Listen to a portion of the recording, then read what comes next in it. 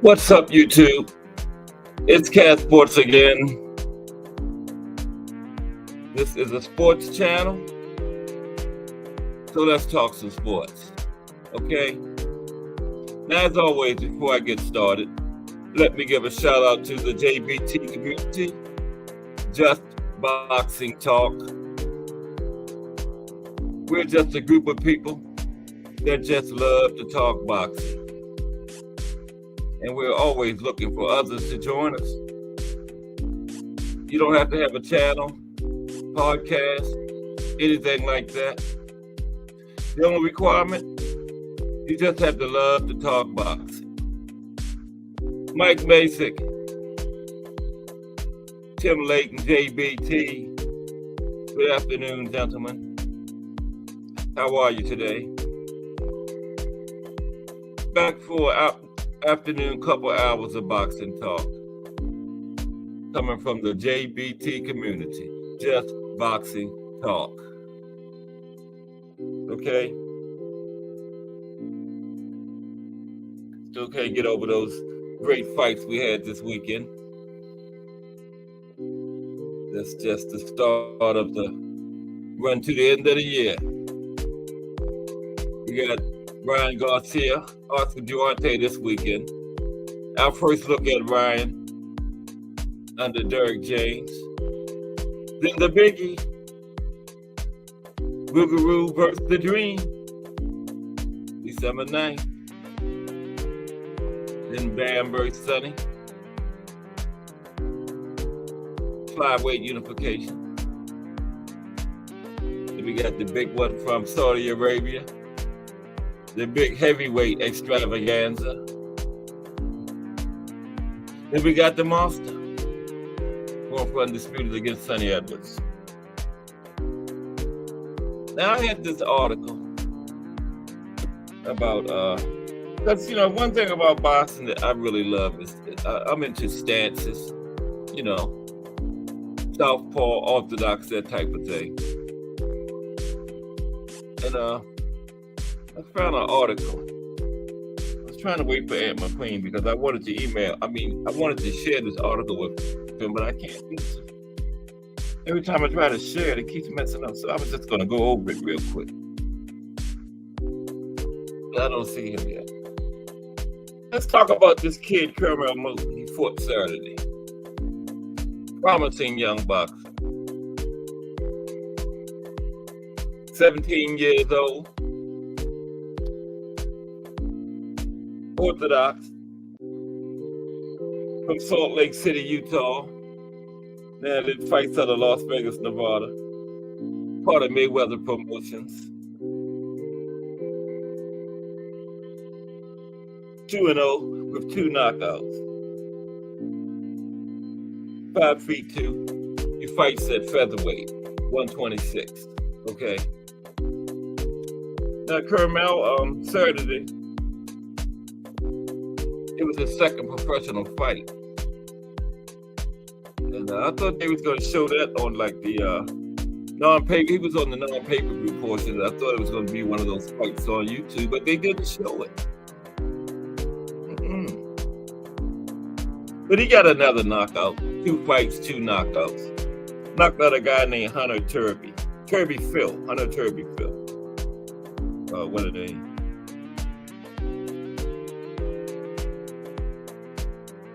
So 2 professional fights, 2 knockouts. In the amateur, he had a record of 50 amateur fights, 48-2. Not bad. Okay. Like I say, fights at featherweight, 126. He's an 18-time national champion as an amateur. Okay. Now, at his age, he had to get special permission to turn pro from the Nevada State Athletic Commission. Okay. Apparently, he must have got it because he's fighting pro. He made his pro debut on September 30th this year. He stopped the guy by the name of Ezekiel Flores in the first round. And then Saturday, he fought Hunter Turbeville, stopped him in the first round. Thomas Hill, what's up, bro? How are you? I was talking about this kid, Kermel Moulton. We didn't get to see him Saturday because they didn't televise his fight. They only did 2 in the non-televised version. But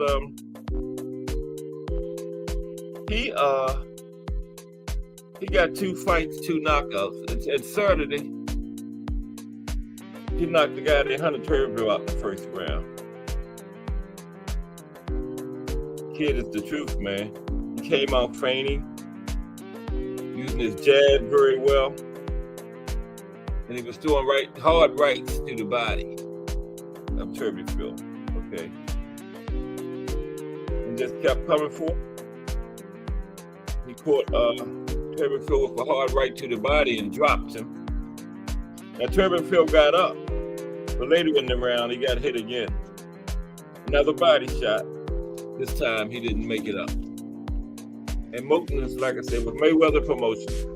Florida's been high on him. Even before he turned pro, he was bragging about him, about his future champion. And so far, it looks good, man. It looks good. Now, in 2 professional fights, Moulton has shown, he's shown a strong jab, ring generalship, punching power, and good punch placement. Yeah. Now, he's still in the beginning stages of his professional career, but it's obvious that he is on the way to greatness. Okay, one of them can't miss projects. Anything can happen, but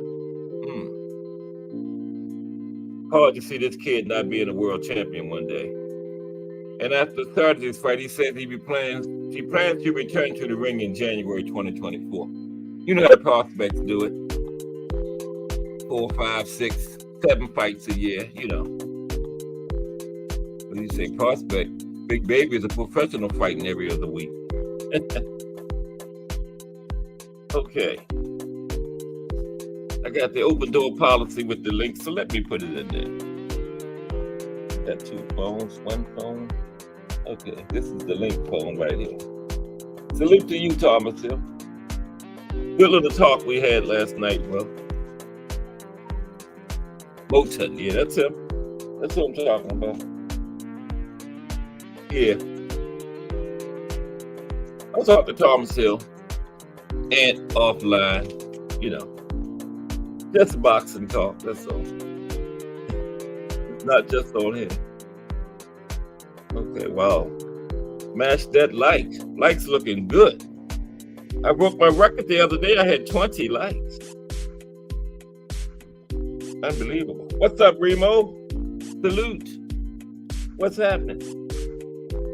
I'm trying to put this link in because I got open door policy. Excuse me for 1 second, gentlemen. Ladies and you out there watching. How's everybody today? Did your team win yesterday? Mine did last night. Gave me a little scare. They beat the Chargers. I think it was 20-10, something like that. I can't remember the exact score, but we got it. They got it done. No, we. I spent my money scoring the games and stuff, so it was we. We got it done. I'm a Raven too.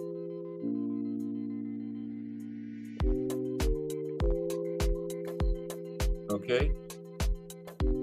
They scared me though. Because they blew a 14-point lead a couple of weeks ago in the 4th quarter.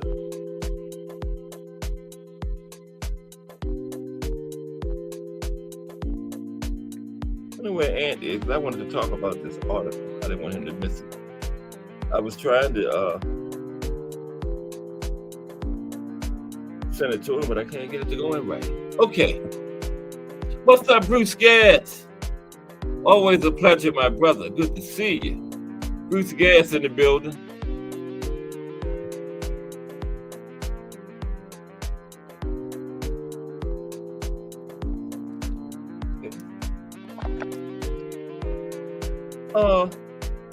Katie Taylor now is undisputed in 2 different weight classes. So Mauricio would say he's not going to put any pressure on her to select the weight class, but yeah, he was already undisputed at let me see, what was it? I think it was might have been welterweight. Let me check because I don't want to give out any false information. He won against Chantel Cameron. That was I don't know.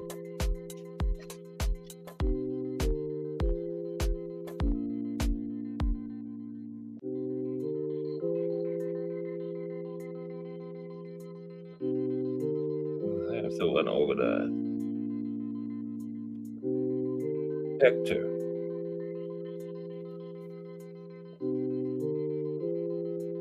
Here we go. Junior welterweight. So Katie Taylor is undisputed at welterweight and junior welterweight. So I was looking at this article. It says Mauricio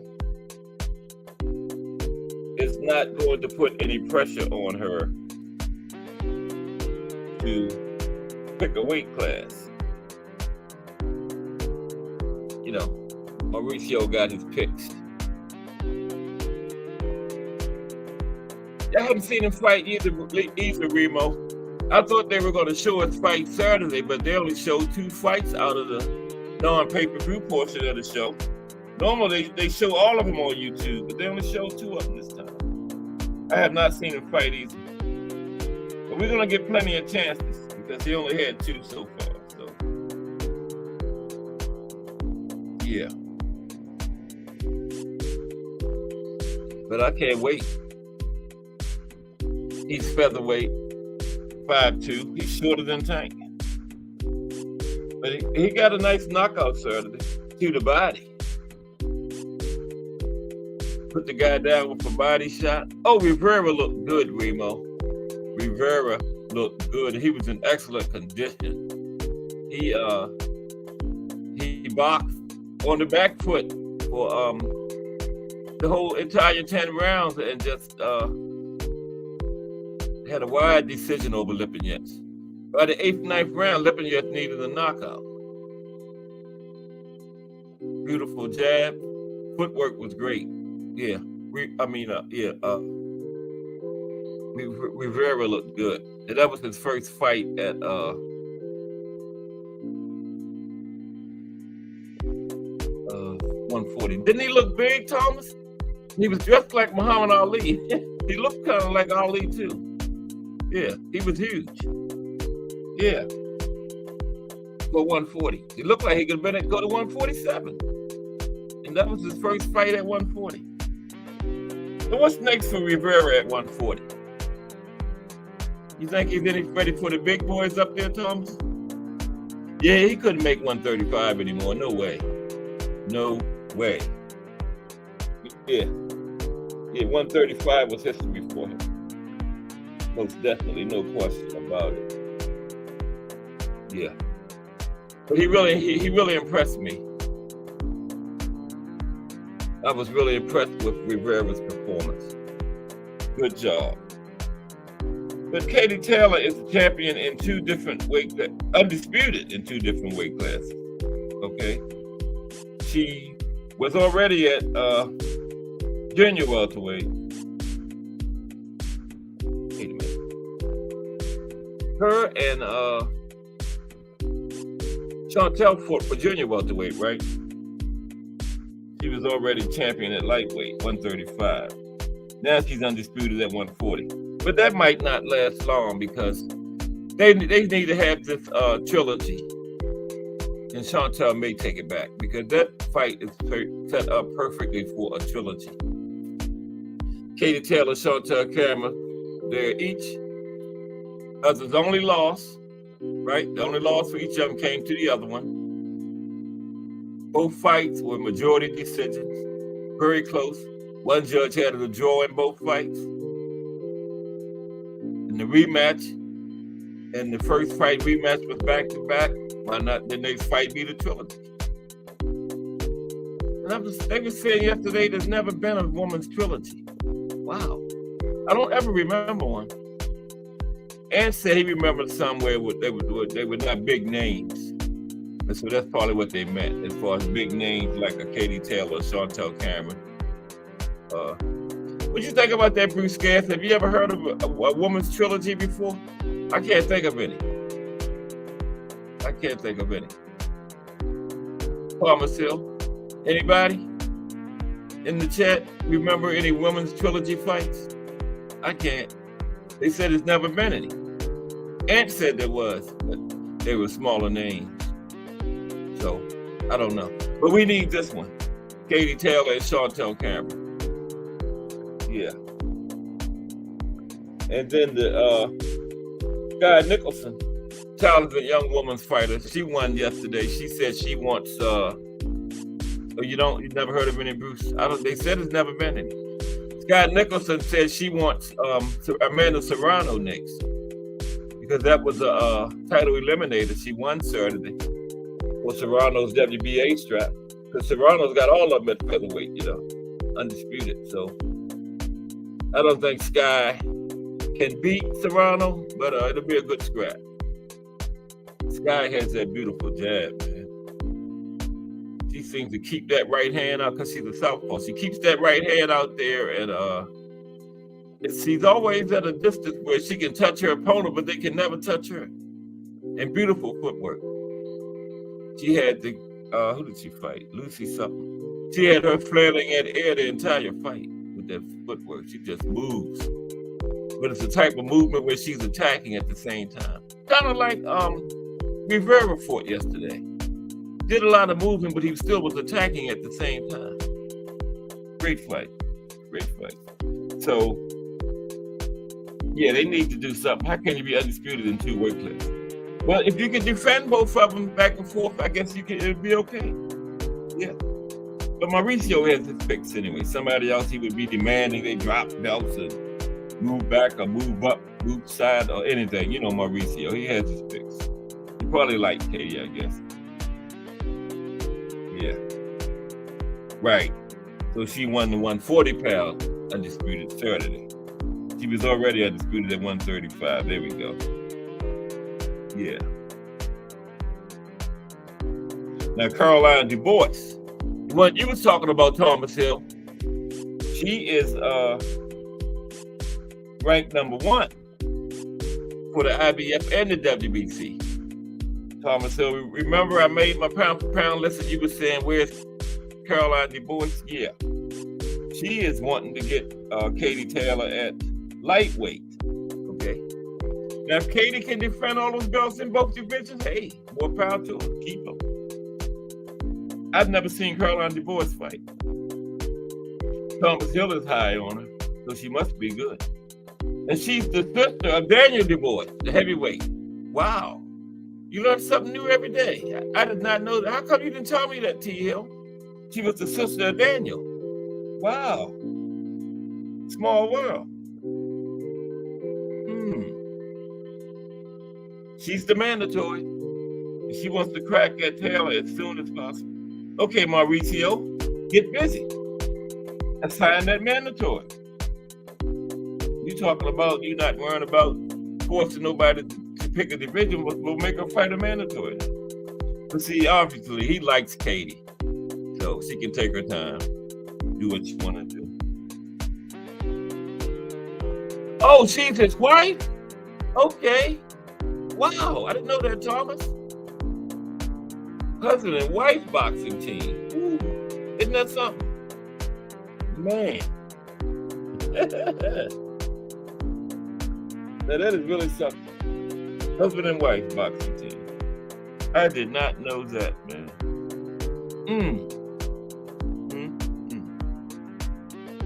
That is really something. Now, Taylor's last 2 fights both took place at junior welterweight. And if they do that trilogy, it'll be her last 3. Okay. So she cannot keep fighting at junior welterweight and continue to hold the belts up at lightweight.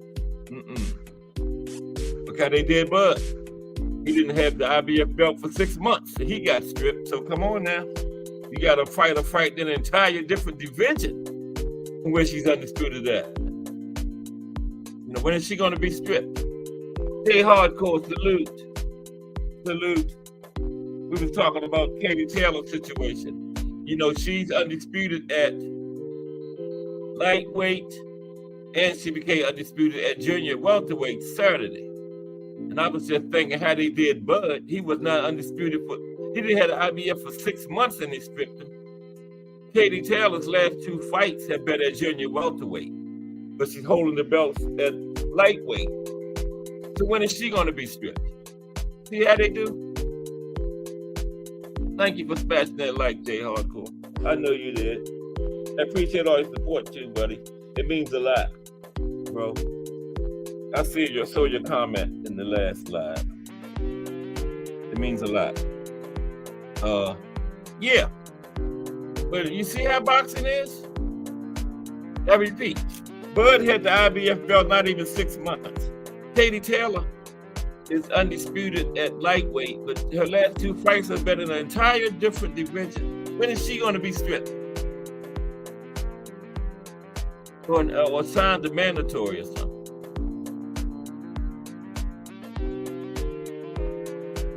It's crazy.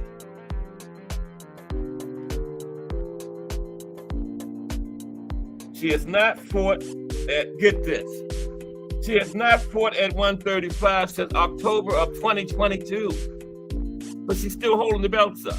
What about the other women fighting at 135? When they gonna get a shot at the belts? Salute champ, Raw Strategy Boxing Predictions League. Good to see you, my friend. Just talking a little boxing. I mean, what did y'all think about this Katie Taylor situation? She's undisputed at lightweight, 135, but she hadn't fought in that division since October 2022. Her last 2 fights has been at 140. Now they're talking about a trilogy, so that'll be 3 fights in a row at 140. But Bud didn't have the IBF belt for 6 hot months, and he got stripped. Come on now. This is just getting too obvious, the bias and the BS. Katie Taylor haven't even had a mandatory. Don't you? And she hadn't fought in the division for a year. Well, how come she hadn't been assigned the mandatory? And Mauricio, I'm not going to force her to make a decision what division to fight in. Come on, man. Get out of here. It's obvious he must like her. It's crazy, man.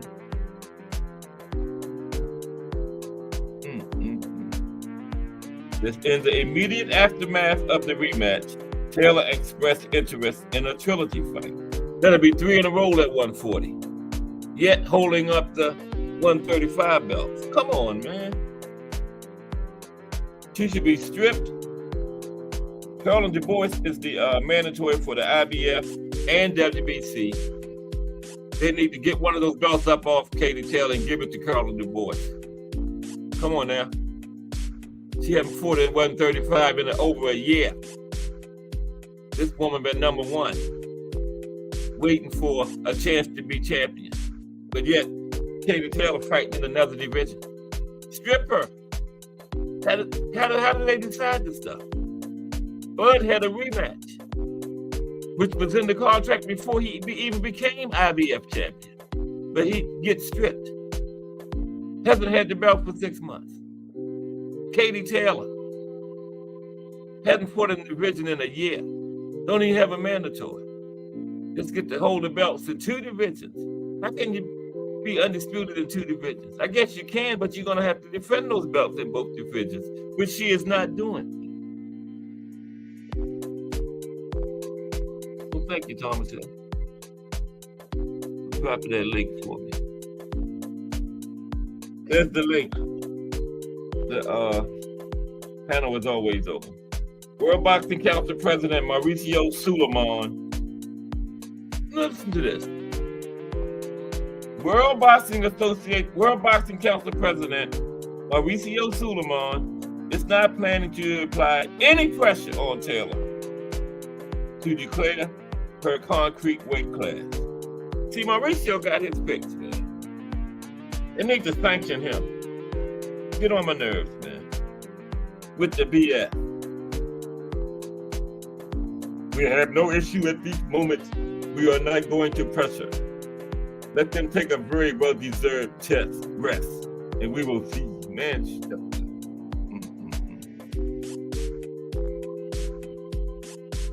we will see what are the intentions of her future. Man, get out of here with that nonsense. But Bud Crawford gets stripped. He got a rematch to fight, which should have took precedence over the mandatory, because the rematch was in the contract before he even became champion.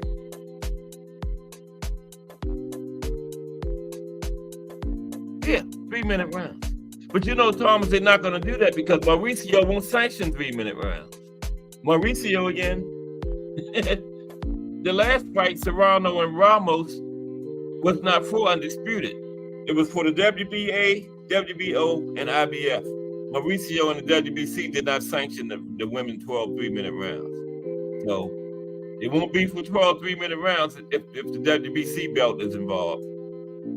Or if it is 12 3-minute rounds, it won't be for Undisputed because it's just going to be for the other three. Mauricio is a trip. I better stop.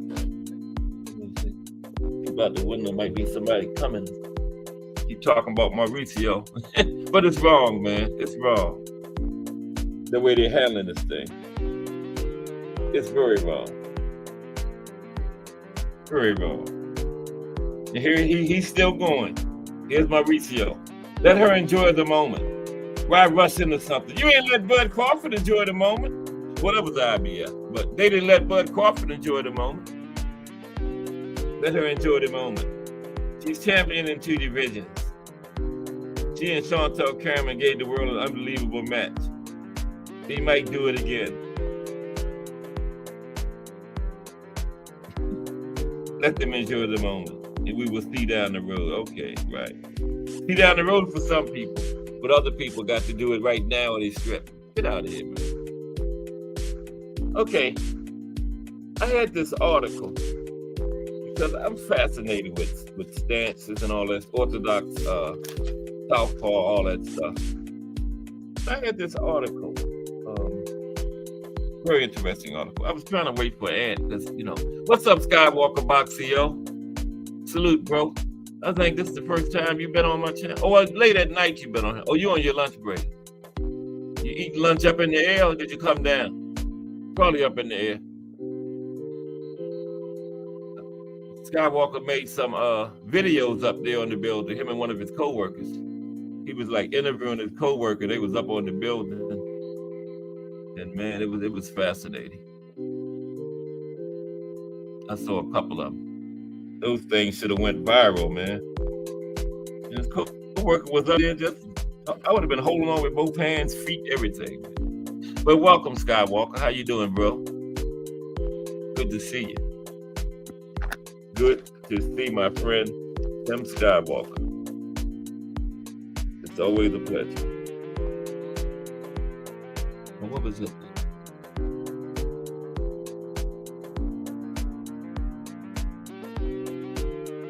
I'm going to go over this article about Southpaw versus Orthodox. And as soon as I get started, Ed McQueen will come in. Then I got to start over. Okay, let me find it. Champ Ross Fantasy Boxing League. Good to see you, bro. I think I spoke to you before. Boxing. Southpaw versus Orthodox Benefits. That's the name of it. We got Skywalker Boxio in here on his lunch break. And that name is literal. Skywalker. That's what he does for a living. Walks the skies. I've seen him do it on videos and stuff. Okay. Boxing. Southpaw versus Orthodox Benefits. Let's get into this a little bit. Okay.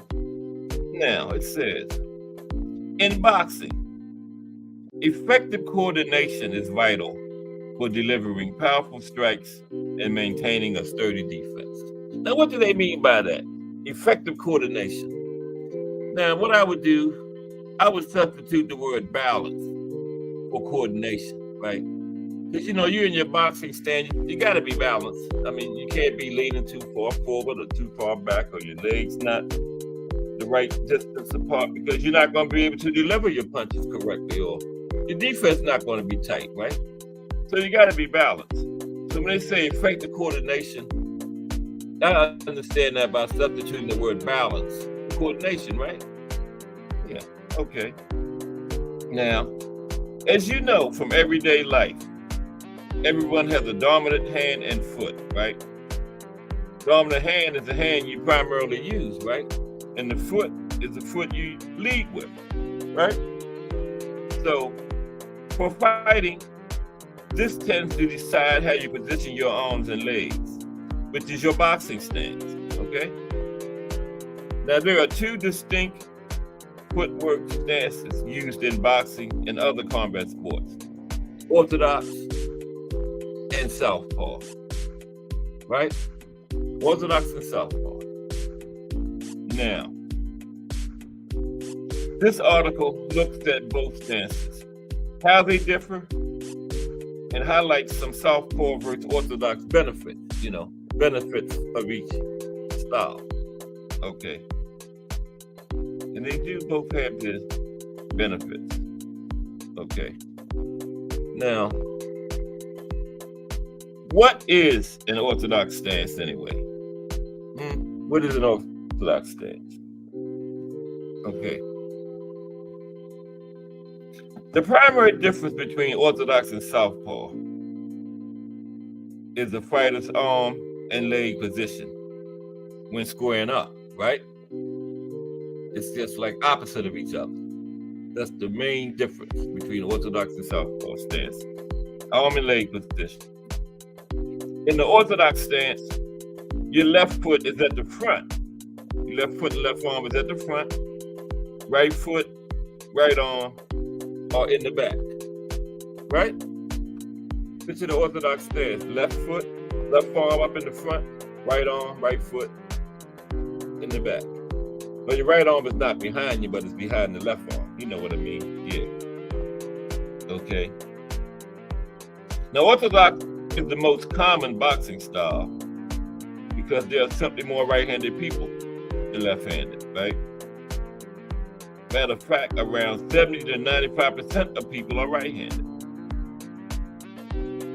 Now, in the orthodox stance, your left arm will be your jab hand or lead hand, right?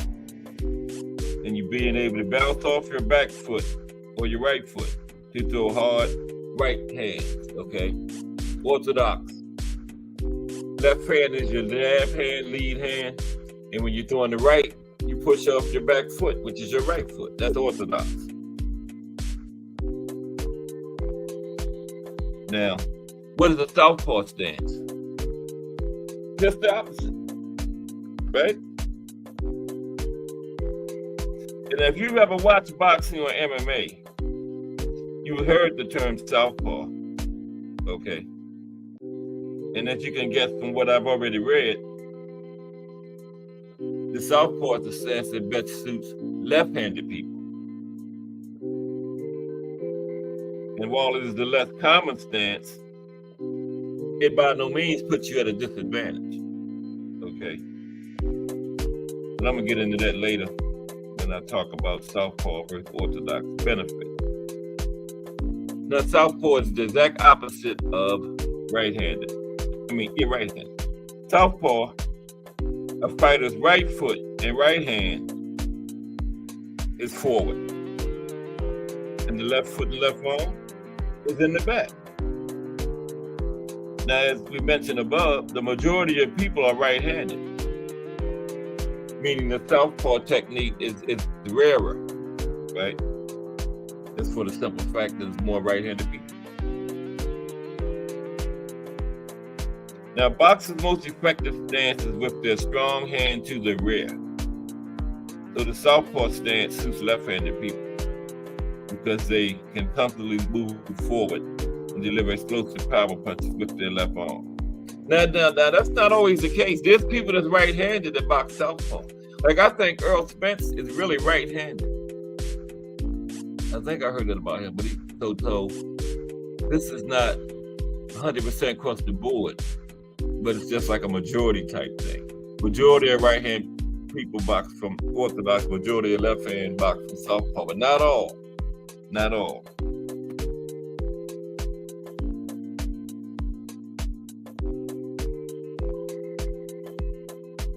Now, while southpaw is the less common stance, we have seen many great southpaw fighters throughout the years.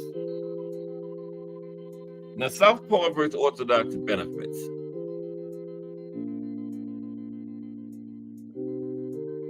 Although your naturally dominant hand tends to decide your boxing stance and style of footwork, there's nothing to say that one stance is better than the other. And both stances have their benefits. Okay. So what are the southpaw versus orthodox benefits? Okay. Benefits of being an orthodox fighter. As the article already mentioned, right-handed boxers, most right-handed boxers naturally adopt the orthodox stance. Allows them to throw power punches with the dominant hand at the rear, which is the right hand. And as the majority of people are right-handed, a significant percentage of boxers use the orthodox stance, right? What's up, Remo? Okay. Remo says Zab, Boo Boo, Crawford. Yeah, I knew that about Crawford. I forgot about him. Naturally right-handed, but they use southpaw. And then Remo, I think I read somewhere that Earl is right-handed. And wait a minute now. I think Earl don't fall in that club. Remo, I heard somewhere Earl was was right-handed too and box southpaw. It might have been Crawford. I might have got it mixed up. But I thought I heard that. Okay.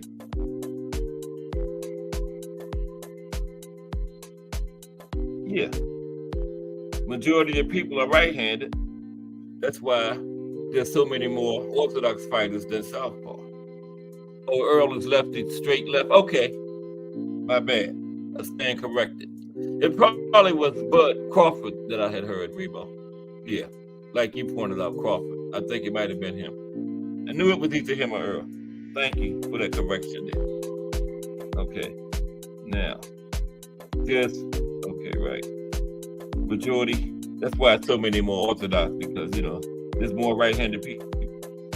But like Remo pointed out, it's not across the board. All right-handed people not orthodox and all left-handed people not don't fight southpaw. Okay. I lost my place. I'm going to read Remo's comment. Okay. The orthodox and southpaw stance is naturally different, which can prove to be beneficial for several reasons. Here's a few benefits of the orthodox boxing stance. Now, it says one benefit of being orthodox, you have easier access to high quality training. Let me explain that. I didn't understand when I first read that, but it's kind of true. It's safe to say that things are easier for orthodox boxers when it comes to training. More specifically, the quality of training. Most people are right-handed, meaning there's an abundance of fighters and coaches who use the same stance as you. This means that coaches will be more familiar with orthodox fighters and be able to provide in-depth, effective training. Okay. And you'll have a long list of orthodox sparring partners to choose from. Familiarity with orthodox fighters. Also, a wealth of right-handed boxers means there's a good chance your opponent will be right-handed. You'll be better equipped to understand and be familiar with the movements and techniques they use. 2. Naturally, this increases your chances of predicting their movements and being able to set traps for counterattacks. Excuse me for a moment.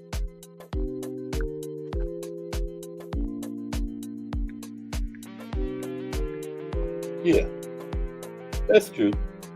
There's a lot more orthodox fighters, so familiarity, yeah.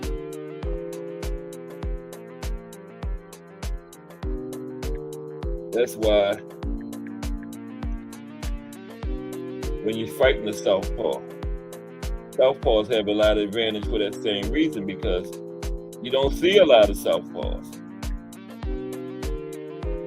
So you don't have that familiarity thing there. You know what I mean?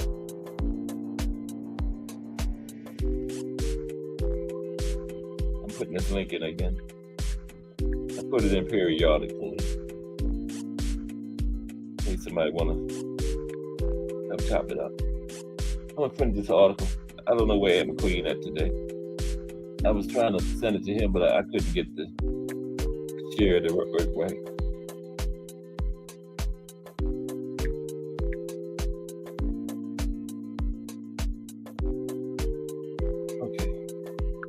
Okay, now.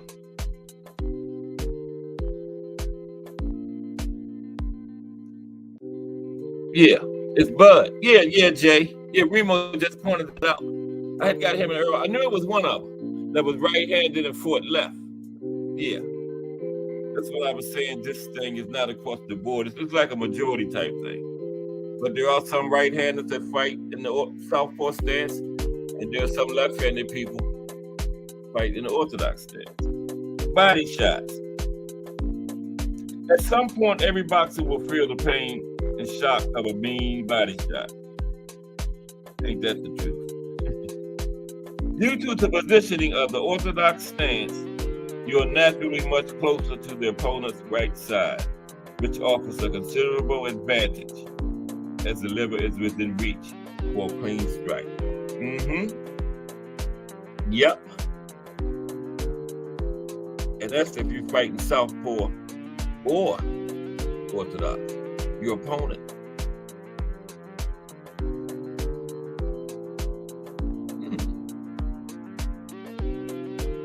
Left hand though, I don't understand that. Body shots. At some point, every boxer will feel the pain and shock of a mean body shot. Due to the positioning of the orthodox stance, you are naturally much closer to the opponent's right side, which offers a considerable advantage as the liver is within reach for a clean strike. But that's the lead hand. Yeah.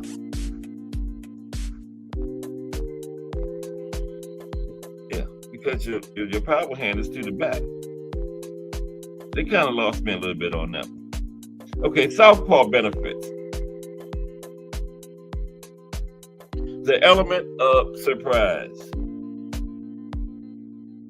In contrast to the orthodox stance's first benefit, having fewer left-handed people in the world can be a significant advantage. That's what I was just talking about. Can be a significant advantage for southpaw boxers. Due to the completely different style and approach of a southpaw fighter, it creates an element of surprise that can catch orthodox fighters off guard.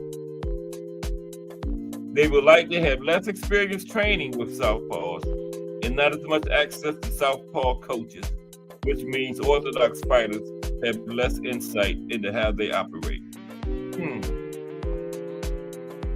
Comfort and control. D for the win. Salute, my brother. Welcome aboard. Glad you could make it. Always a pleasure.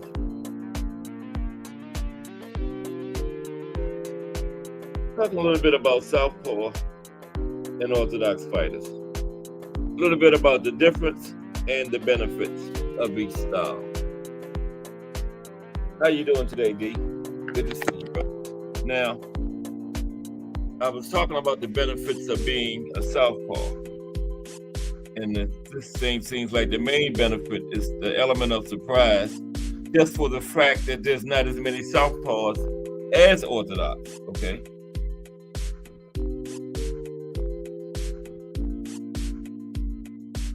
and most fighters are not as used to fighting a southpaw as they are to fighting an orthodox fighter. 2. Comfort and control. The southpaw stance tends to be the more comfortable and open up to right. Boxers using a closed orthodox stance have a weaker defense, offering more ring control to the southpaw fighter. Additionally, a southpaw's lead foot can be a fairly big distraction, making orthodox fighters lose focus and feel off balance. Very interesting. A southpaw's lead foot can be a fairly big distraction, making orthodox fighters lose focus and feel off balance.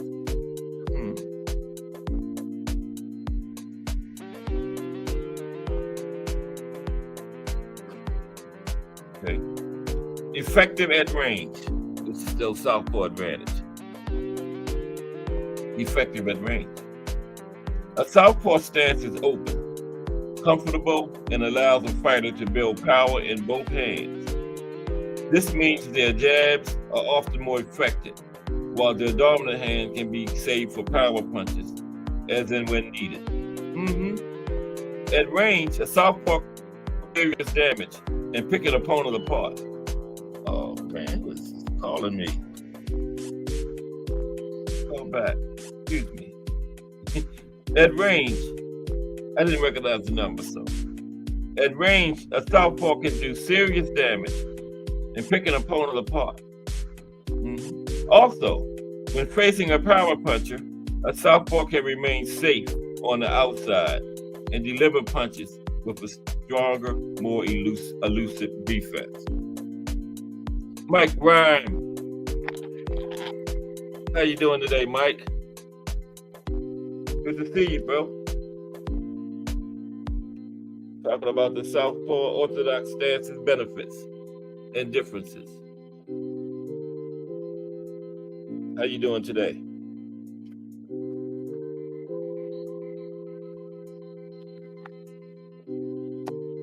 Smash the like, everybody.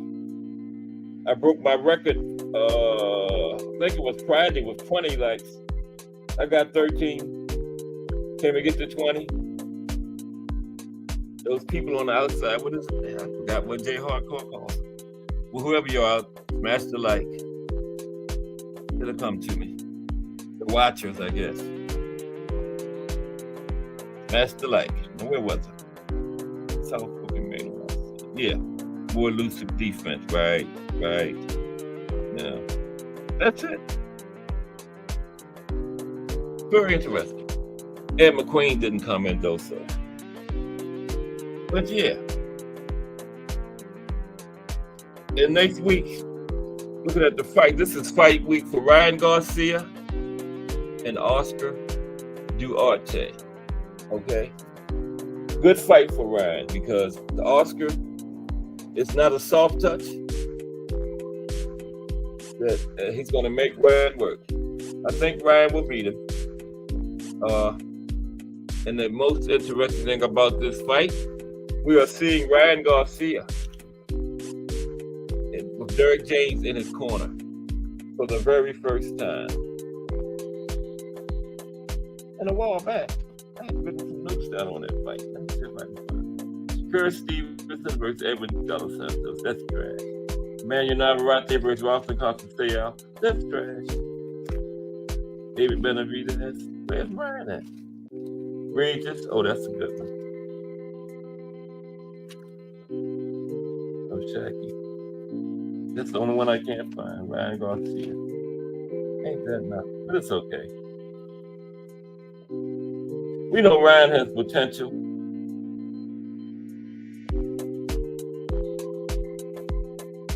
And Derek James is one of the best trainers in the business. Reigning trainer of the year. So Ryan made a very good choice. Going to DJ. Oh, there it is. Ryan Garcia versus Oscar Duarte. Okay. And being over there with EJ and then we got people, man, that's just the culture. You know, it's going to be good for Ryan. Right? Now, this fight is it's in the 140 weight division. Okay. Now, this is I think it's Ryan's third fight at 140. And Duarte, I believe it's his first fight at 140. But he's a big frame, stocky guy, so he probably should have been at 140 anyway. I don't know how much longer he was going to be at 135. I've never seen, I've seen film of him. I've never seen him in a live fight or when the fight was actually happening. But Ryan Garcia is 23-1 with 19 knockouts, okay? And this will be Ryan's first fight since his knockout loss to the face of boxing. When was it, April? Yeah.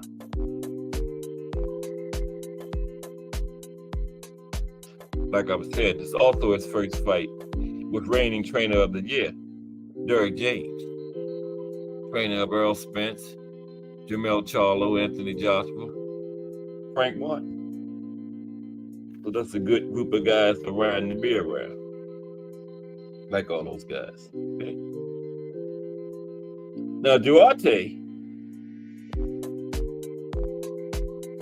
comes into this fight with 27 wins, 1 loss, 1 draw, 21 knockouts. Duarte comes into this fight with 11 knockouts in a row. And this is his first fight at 140. 11 knockouts in a row for Duarte. Okay? I mean, it hadn't been anybody on the level of Ryan, but hey, he still knocked out 11 in a row. 11 grown men. Okay? That was in there throwing hands back at him. So, you know, the levels of fighter might mean something, but they were still 11 grown men in there battling. And they knocked all of them out in a row. Okay? I like this fight for Ryan. Because Duarte is a come forward power puncher who will make Ryan work. This fight will do more for Ryan than a hand-picked soft touch would have done, okay?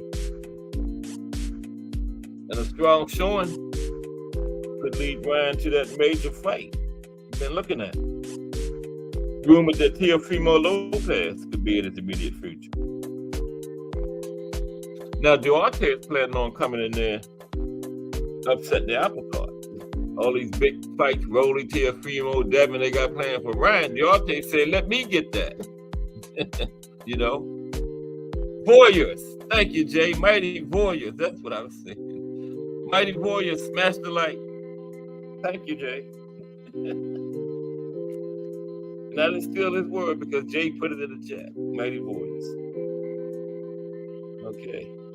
Now, yeah, Duarte is saying all those big fights I got planned for Ryan. Why can't that be me? If we can beat him, it will be him. But he got a hard test in front of him because, man, you know, the business side, business people, they are definitely pulling for Ryan. And if Duarte wins a close fight, he ain't getting it. So he got to make this a wide decision or a knockout. You know, he can't leave it up to the judges. And if he does leave it up to the judges, it's got to be like 9-3, 8-4 or something. Anything close, Ryan is getting it because they got plans for Ryan. They ain't got too many plans for Duarte. We know how that works. Okay. And I'm sure Duarte is aware of that. Okay. Now, so yeah, Duarte is coming to win though. Now Duarte is one of those powerful Mexican knockout artists. Works behind a high guard, uses combination and level changes to work his way inside, work his way in close. Now, Duarte sometimes loses his defensive responsibility when he's delivering his offense, okay? And I know Derek and Dave have seen that on film, and Duarte better be careful. Ed was saying something like that yesterday. Duarte better be careful, because Ryan got those fast hands, make him pay for those lapses. Countering with the amazing speed and that lethal left hook. That's what I think is going to end up happening. I got Ryan stopping him. 7 to 10. I think it's scheduled for 12. Yeah. I'm not sure, but it should be scheduled for 12. It might be 10. But I got Ryan stopping in between the 7th and the 10th round. Okay? You're going to catch him with one of those left hooks. Because Duarte, like I said, he loses defensive responsibility sometimes. He gets in there to delivering his offense, working his way inside, and he'll drop his hands. And from what I seen from him on film, I thought he was kind of slow. But Ant disagreed with me. He said he thought he was, at decent speed. I don't know. I saw it differently on film. But he does lose defensive responsibility.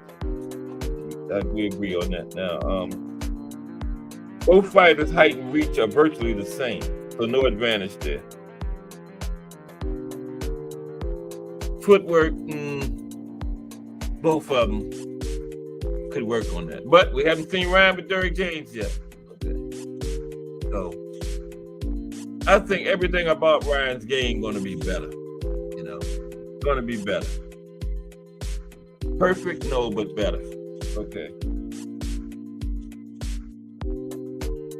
And this fight probably gonna be a lot of fighting and close. Both of them have good knockout power.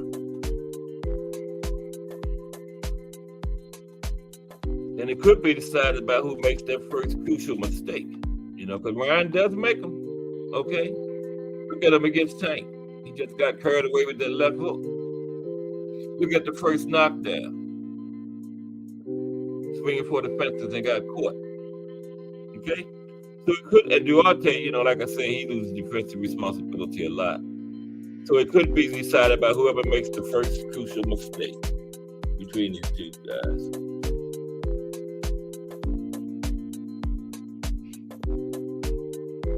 If it goes the distance, Ryan will win it.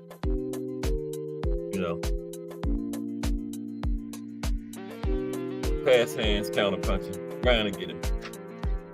But I don't think it's going the distance. I think it'll be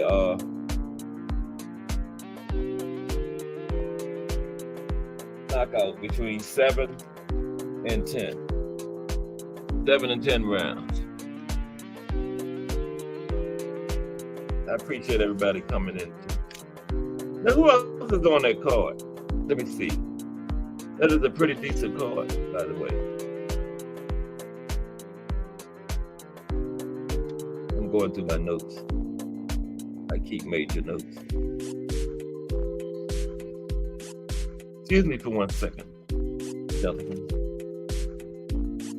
I'm still high over those beautiful fights we had this weekend, man. That was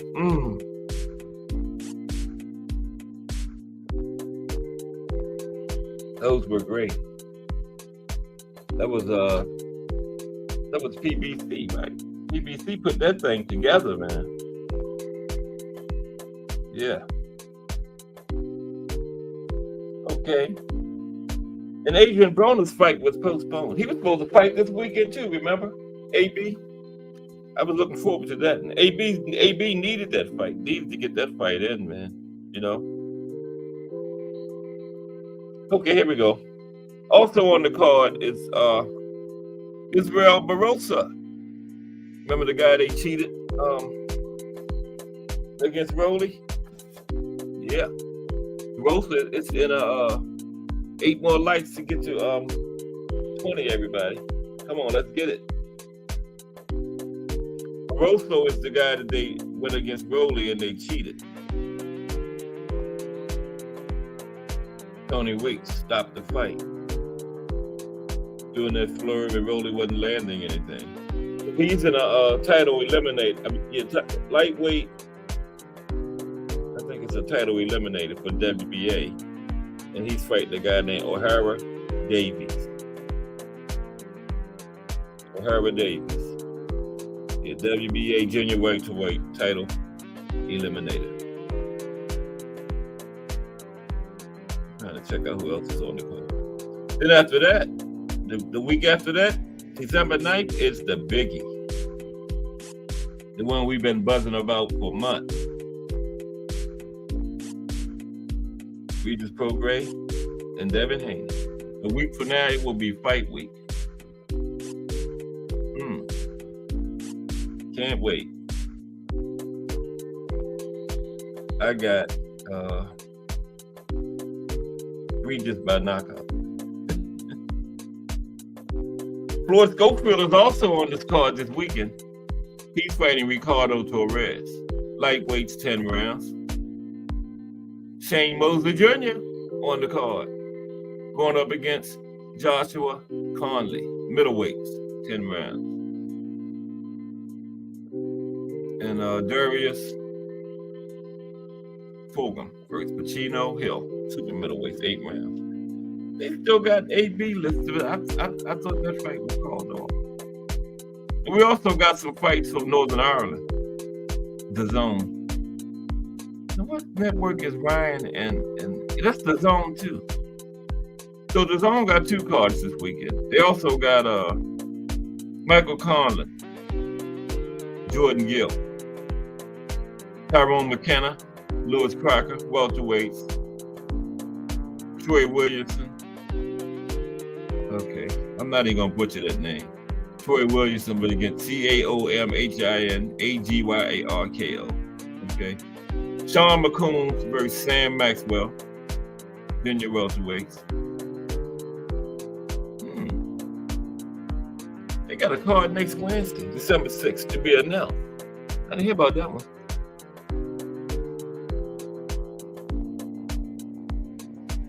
Okay. George Kambosos and Lomachenko. Man, we don't want to do that. We want to see Lomachenko and Tank. And then George Kambosos don't deserve that because Maxie Hughes beat him.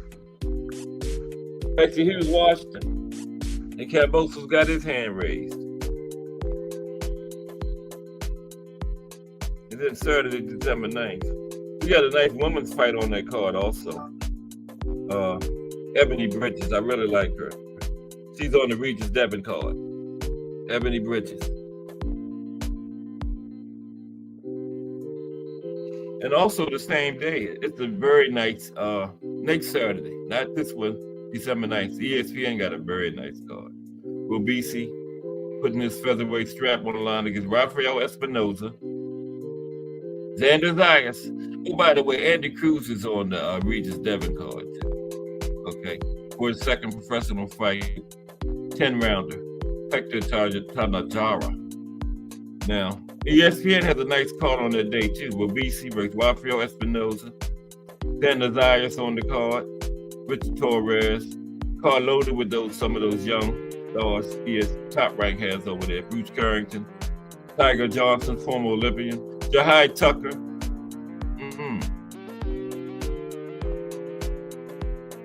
Got some nice cards coming up. Close this year out. I was laughing because it's actually a guy named Chris Billiam Smith. Make me think about Bill Haley. Chris Billiam Smith. Oh man. This year has really got us. I hope they come back next year. Right. Great, because I did not know this. The big heavyweight card Saturday, December 23rd. I did not know that Dimitri Bivol is on that card. Wow.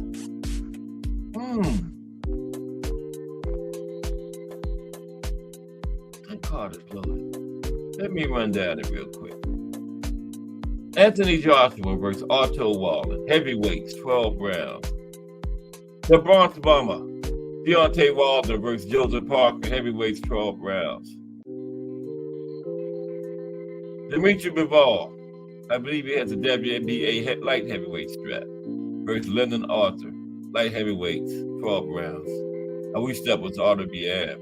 Arthur better be, but it's not. He fights the next month. Daniel Du Bois versus Gerald Miller. Thomas Hill just told me today, Carolyn Du Bois is Daniel Du Bois' wife. the women's fighter. #1 contender for the IBF and the WBC. Wow. Frank Sanchez on the card. Philip Hergovic. Them Saudi Arabians is doing it up, man. Mark Madub. And then December 26th, the Monster. The Monster is expected to become the 4th person to become 2-time undisputed in the 4-belt era, joining Terrence Crawford, The Growth, Clarissa Shields, Katie Taylor, who just accomplished that feat Saturday, and it'll probably be the Monster after December 26th. Right, that's what I thought, Jay, his sister. Yeah, Thomas was telling me his wife. I thought it was his sister too. Okay, his sister, yeah. Right, that's what I thought. But that's the only other brother, sister combo I can think of is the Towering Inferno and his sister, Honduras. And she's 5'9" and fights at 112. Oh yeah. Let me give y'all my women's pound for pound list. Okay? Stay with me for 1 second. Cash Sports women's pound for pound list. Everybody else, and I'm gonna give you the men's too. Everybody else got one. Why can't I have one? Right? Only thing is, I just have to find it. My Ravens won last night. I know it's early, but Ravens Cowboys in the Super Bowl this year. With the Ravens winning their 3rd one. Okay, I'm trying to find my women's pound. Yeah, Loma versus Kambosos Day. I don't want to see that. We just saw Maxie Hughes beat Kambosos. Loma will watch him. We might stop him. Loma might stop him. What do you think, Jay? You think Kambosos got a chance? I don't think so. I think I'm in the wrong notebook. I don't think Kambosos has a snowball's chance in hell of beating Vasyl Lomachenko.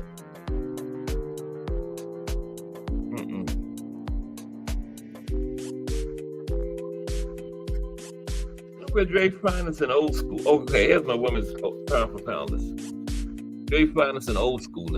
Right, Jay? Not at all. I don't think so either. Okay. Here's the Cash Sports women's pound for pound list. Okay. #1. Well, I only have to say #1. I'm just gonna go to #2. Everybody know #1. Okay. #2, Amanda Serrano. #3, Chantel Cameron. #4, Alicia Baumgartner. Now, #5 is where people probably have a problem. I got Shadeja Green. Okay. #6, Savannah Marshall.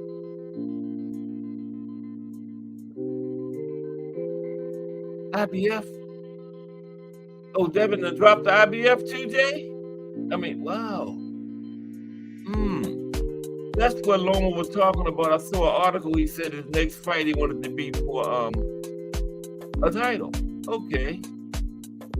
Wow.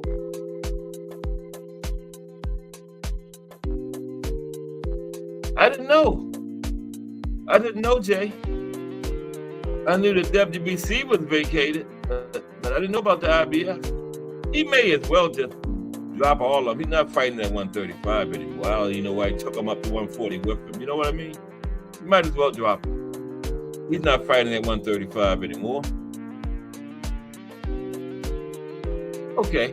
Because I saw an article where Loma said 2024, his next fight will be for a title. So he must have knew something. Yeah. Okay. But about pound for pound, #6 was Savannah Marshall. #7 was Jessica McCaskill. #8 was Denise Estrada. #9, Natasha Jonas. And #10, Katie Taylor. I should have had Katie Taylor higher. Yeah, I didn't hear anything about it either, Jay, being stripped. But you said Loma and Kambosos was fighting for the IBF. So something must have happened. I didn't hear nothing about it. I'm gonna check real quick. Okay, we still on 13 likes. Come on, Borges. Somebody hit the like. 7 people. Well, I'm gonna get my wife and my daughter and my grandson. That's 3 more. My son and my other daughter. All 3 of my children. Let's see, what's that? My wife, grandson, my son, my 2 daughters. That's 5 more. So that puts me at, I got 13. 18. So I need 2 more. 3 more to break my record. Okay, I'm gonna look into that IBF thing right now. Devin might as well just get rid of all the belts. Because he's not coming back down and fight.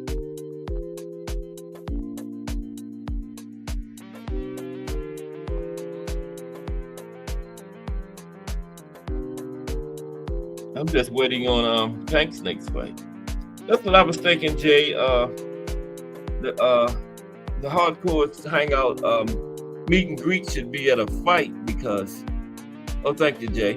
That's what brought us together, was boxing.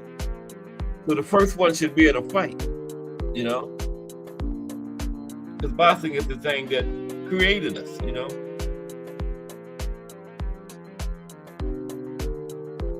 I'm gonna get the 21 likes. IBF, here we go.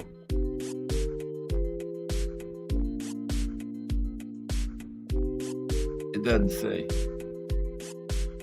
Yeah, I'm gonna have to look into that one.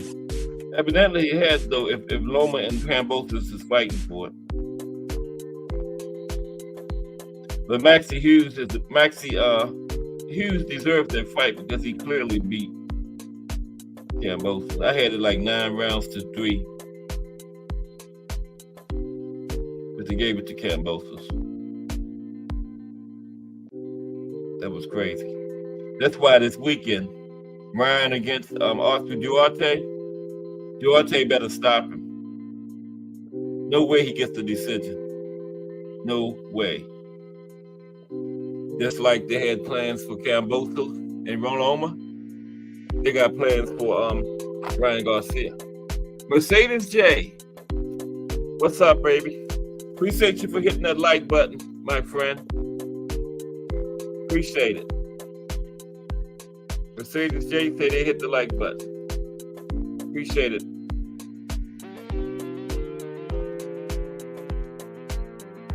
I appreciate that. And welcome. First time I've seen you. Stop by 2 to 4 every day for some afternoon boxing talk.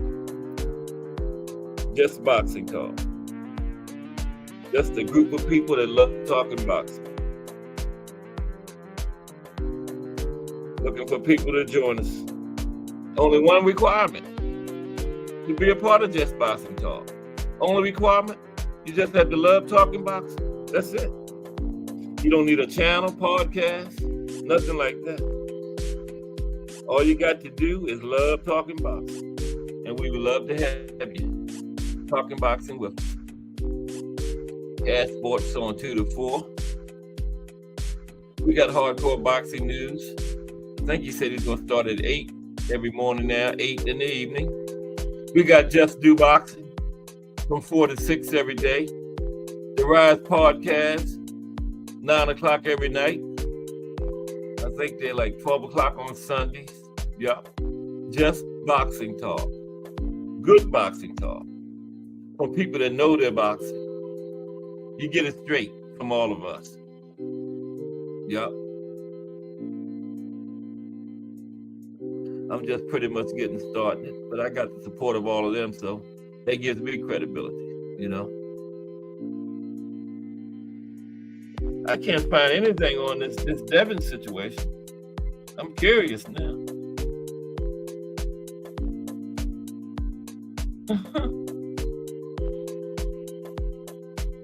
Look at this. Look what I found.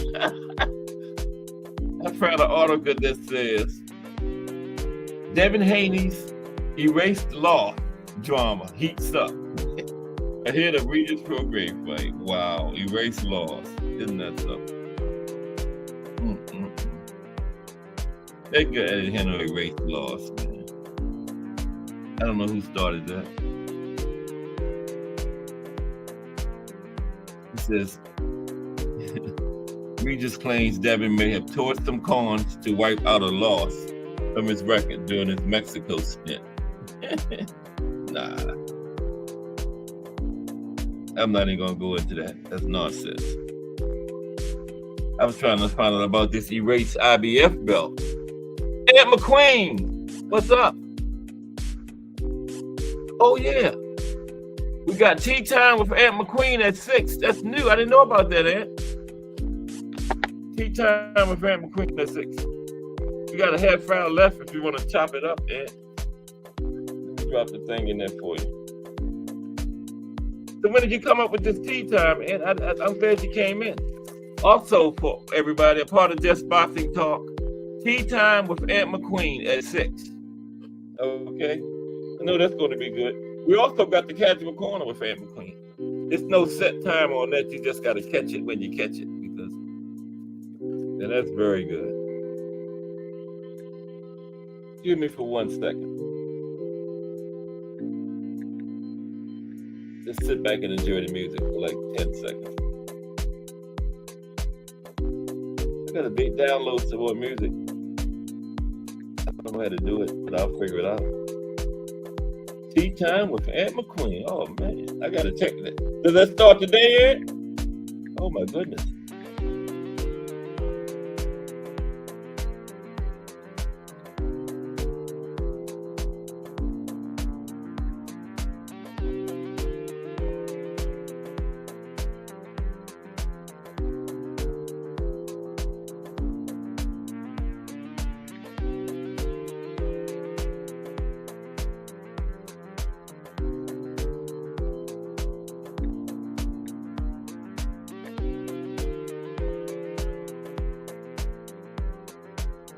Okay.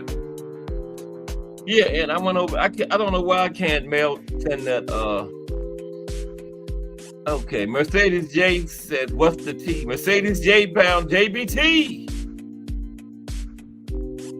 Okay, we got a new person displaying the JBT. Mercedes J. Thank you, Mercedes J. Appreciate you. Glad to have you. Glad to have you.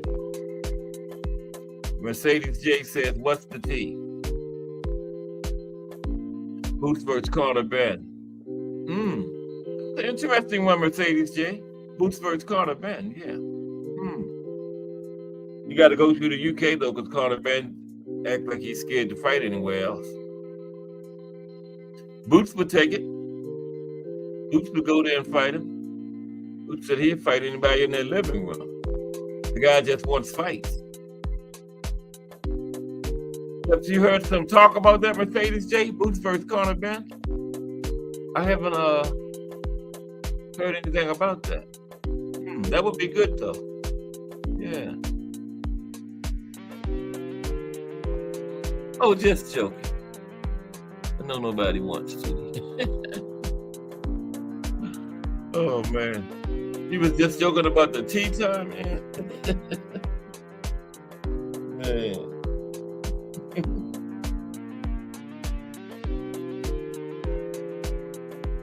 Yeah. The thing I heard Mercedes J is going to be Boots and Barrios. Yeah. Boots and Barrios. That'll be a beatdown, but hey, we get to see Boots fight somebody. I started to going and getting there with him just so the guy could get a fight. All they gotta give me is like 10,000. Just don't kill me. You know, that's all.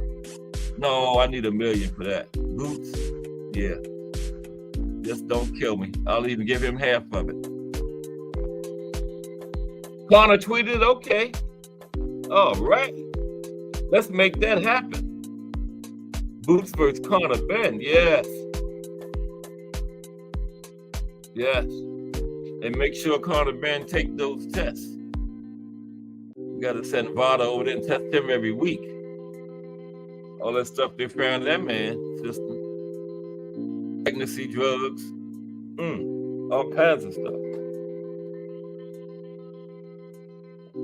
Conor said he would take it. Good. Yay. Let's get it going. Boots will definitely take it. Let's go. Boots versus Conor Ben. Yes. Looking forward to it. Okay, we got 15 likes. 5 more. I'm trying to get to 20. My record is 20. If I could get 6, I'll go with Jay's house and hit that bag for y'all tonight. No, I'm just kidding. But still, I still need that 6. I ain't hitting no bag. But let me get 6 likes. I'll think of something. That'll be the record for Cat Sports. 6 more likes. Oh, it's you, Jay? I didn't even read that. Okay.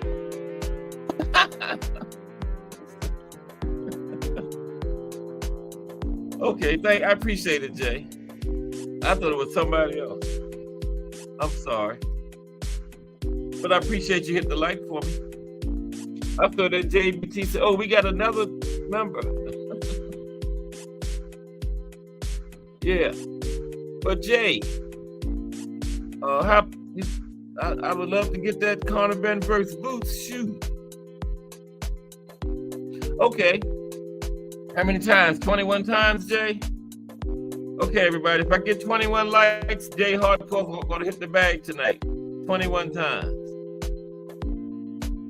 6 more.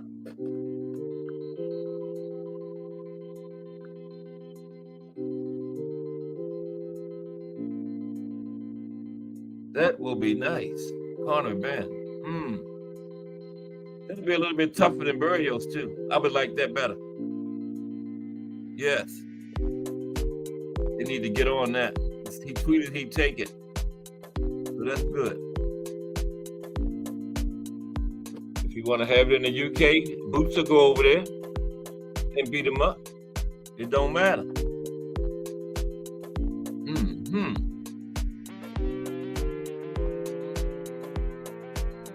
Jay, we was talking yesterday, me and Ant. Who do you think would be a good next opponent for? This is my buddy T Hill for Tubriel. What's up, T Hill? Sports, you know you got the best hand. You tell me what it is. Oh no! If I had one of your hands, I'd cut both of mine off. Turn them in. Tell the doctor, sew this one on. You did that. Maybe if you had Mercedes J's, then it might be. Yeah, that's Jay Hardcore. My main man. I was thinking we had a new person into the Cat Sport. But no, for real, Matias, I think the next fight, I would like to say Russell, but see, the thing is, like, Russell, he deserves a championship fight. He deserves a unification match. You know? So it would have to be a fighter that has a belt for me.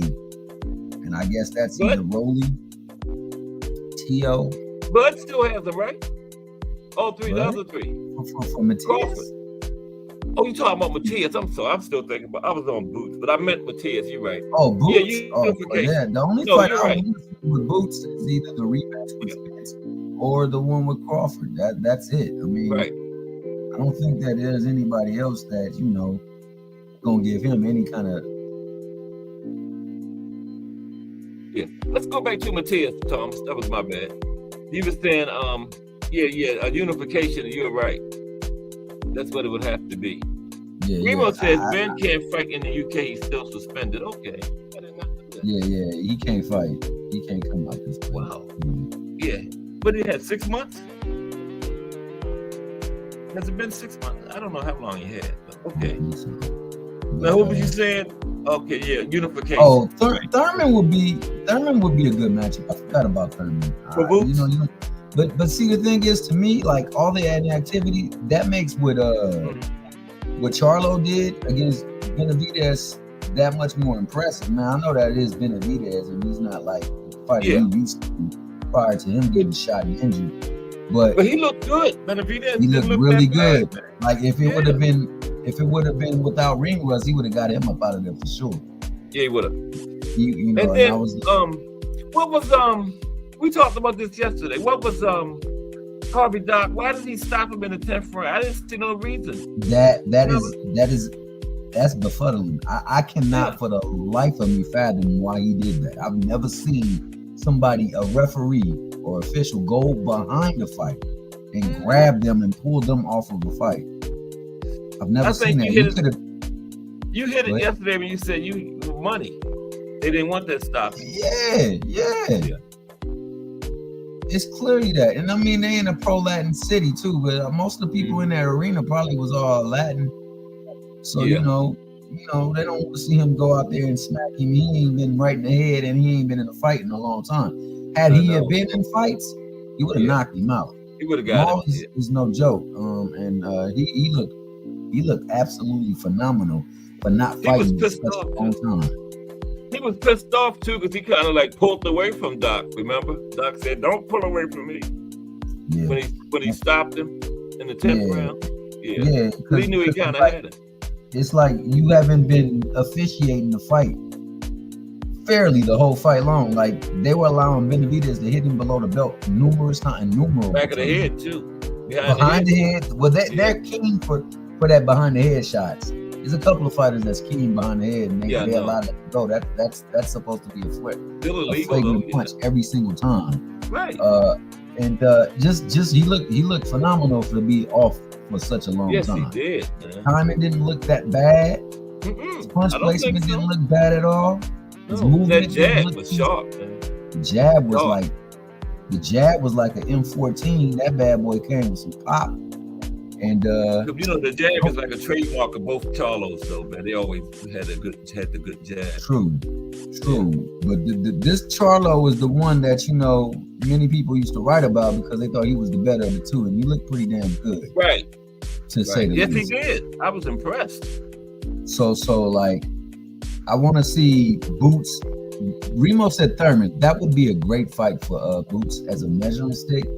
But I think that's the part where Thurman's inactivity won't allow for that fight to go. It's probably as more competitive as it should go, unless he's been really doing some quality sparring since then. I mean, I'm talking about sparring to work on fights stuff you need to work on, but also to test your mettle in the ring, like the Bruce Lee type of movie films where they used to try to come out there and get their stuff off on Bruce Lee. So the scene turned into like a real life, like bout or some stuff like that. But Benavidez, the same thing for him. I think, it's taking a step. It's kind of taking a step back going and fighting Morrell. But Morrell, he did call him out. He called him a pussy. Yeah. You say you're a pussy, then fight him. Make him look like him. But I think that it's definitely Canelo for him, but I think Canelo before he takes him, I think Canelo takes Charlo because he sees Charlo as the easier fighter. I know, because he still got 2 more left on the deal, right? Yeah, and he sees Benavidez to be last. So like I think Charlo, before he take another fight with something heavy, he needs to go on and get another one in. One more. Get a little bit step more up. A step up from Benavidez Jr. Right. Now for Matias, I'm sold. Like there's no reason why he shouldn't be fighting for titles now. Yeah, you know what I'm saying? Like it should be like, okay, you got a title, I need to come get that one off of you. You got a title, I need to come get that one off of you. I want to unify. And if not, then he needs to fight number 1 mandatories. Like that's Rolly just holding on to the title for somebody, just holding it for the next man. See, and you can't do that. See, I don't think you should be able to do that. If he don't want to fight, he can't fight. Then put the belt up. Let the number 1 contender in that body fight for that belt. Barroso is fighting the title eliminator, the one that got cheated. Barroso, he's fighting on this card this weekend.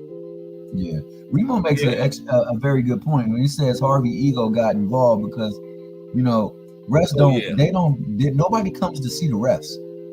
You just come to make sure that the fight is fair. That's what your job is in there, to make sure that it's fair and it's got a good you don't want to make it about you, right? It should never be about you. And like that 10th round, that could have been something special for him. He could have capped that off because it looked like he had him ready to go. Yes, he did. You know, Harvey Doc got in the way, and so like he needs to be. No like I said, like we were talking about, me and you were talking about on the phone. There are certain things that need to happen in boxing, and these are the things that happened this year that need to help make sure that we don't have this happen again. Because you got people in there that don't fight fair. You got people in there that take advantage of every opportunity that you give them. Now he's pulling him back. Benavidez, if he wouldn't have been so wobbled, he could have took shots on him. It sure could have. Sure could have. Because you got for somebody. No reason, though. I went back and watched it. I still ain't seen nothing. Why Harvey Doc did that in that last round? There was no reason in particular for him. He had why no is he fault. stopping the fight? The only time you stop, you grab, you get your body involved with somebody else's body in the ring is if you're about to stop the fight. They wasn't clinching or nothing. No, but it looked like he was about to get him up out of there, and there's too much money on the line for him to come back and get him up out of there. So and he saved him. He did. That's what I saw. So for me, Sabril Matias, he's the goods. He needs to be fighting big fights. Devin Haney getting called out and saying he don't know who he is. That shows the character of Devin Haney. You can't tell me that you don't know who this man is. You don't know who Sabril is? Yeah, he said he don't know who he is. He's not a big fighter. But he don't want to know. You were fighting for belts. He don't want to know who he is. But he was fighting for legacy, and he was fighting for belt. If you're fighting for legacy and you're fighting for belts, then you definitely know who Sabril Matias is because he got a belt in a division that you're campaigning at. So why would you see something like that? He just as phony as his father, man. Then you want Undisputed so bad at 35. Now you're at 40 all of a sudden. You don't know somebody that's got one of the belts. Undisputed ain't interesting to you anymore. Come on, that's phony, man. Now it's about big fights. How come all of a sudden you ain't got Undisputed no more? See, the thing is, like I say, like people don't acknowledge people for when they temperature change. Yeah. And in that camp, the temperature be changing like left and right. Like if it's winter, not summer, what is it called? Winter, spring, summer, fall. The temperature changes like that for them all the time. They say one thing, do another. Do another thing, say something else. Undisputed. It was all about Undisputed at 35, but now at 140, you don't know who one of the champions is. What happened to Undisputed? But when he came to 140, he said he wanted to clear out the division. That means you know who Matias is. Before you came into the division, he was a champion. So you know who he is. There go that man. Yeah. You know who he is. Yeah. What's up, Jay? That's he knows who he is. We don't even need to see you. We know you're chillaxing. We already know you're chillaxing, man. Cold chilling on like a villain on penicillin. Yeah. So you said Gary Antoine Russell, huh, Jay? Yeah, that's about the only person I think that would fight him. Yeah. But I don't see any people with the belts trying to unify. No. So I believe Hitchison Hitchens will fight him. I fully believe that. I fully believe that. I believe that. You think he ready for that, Hitchens? I don't know if he's ready. He got the skill set. He got the skill set to keep him off.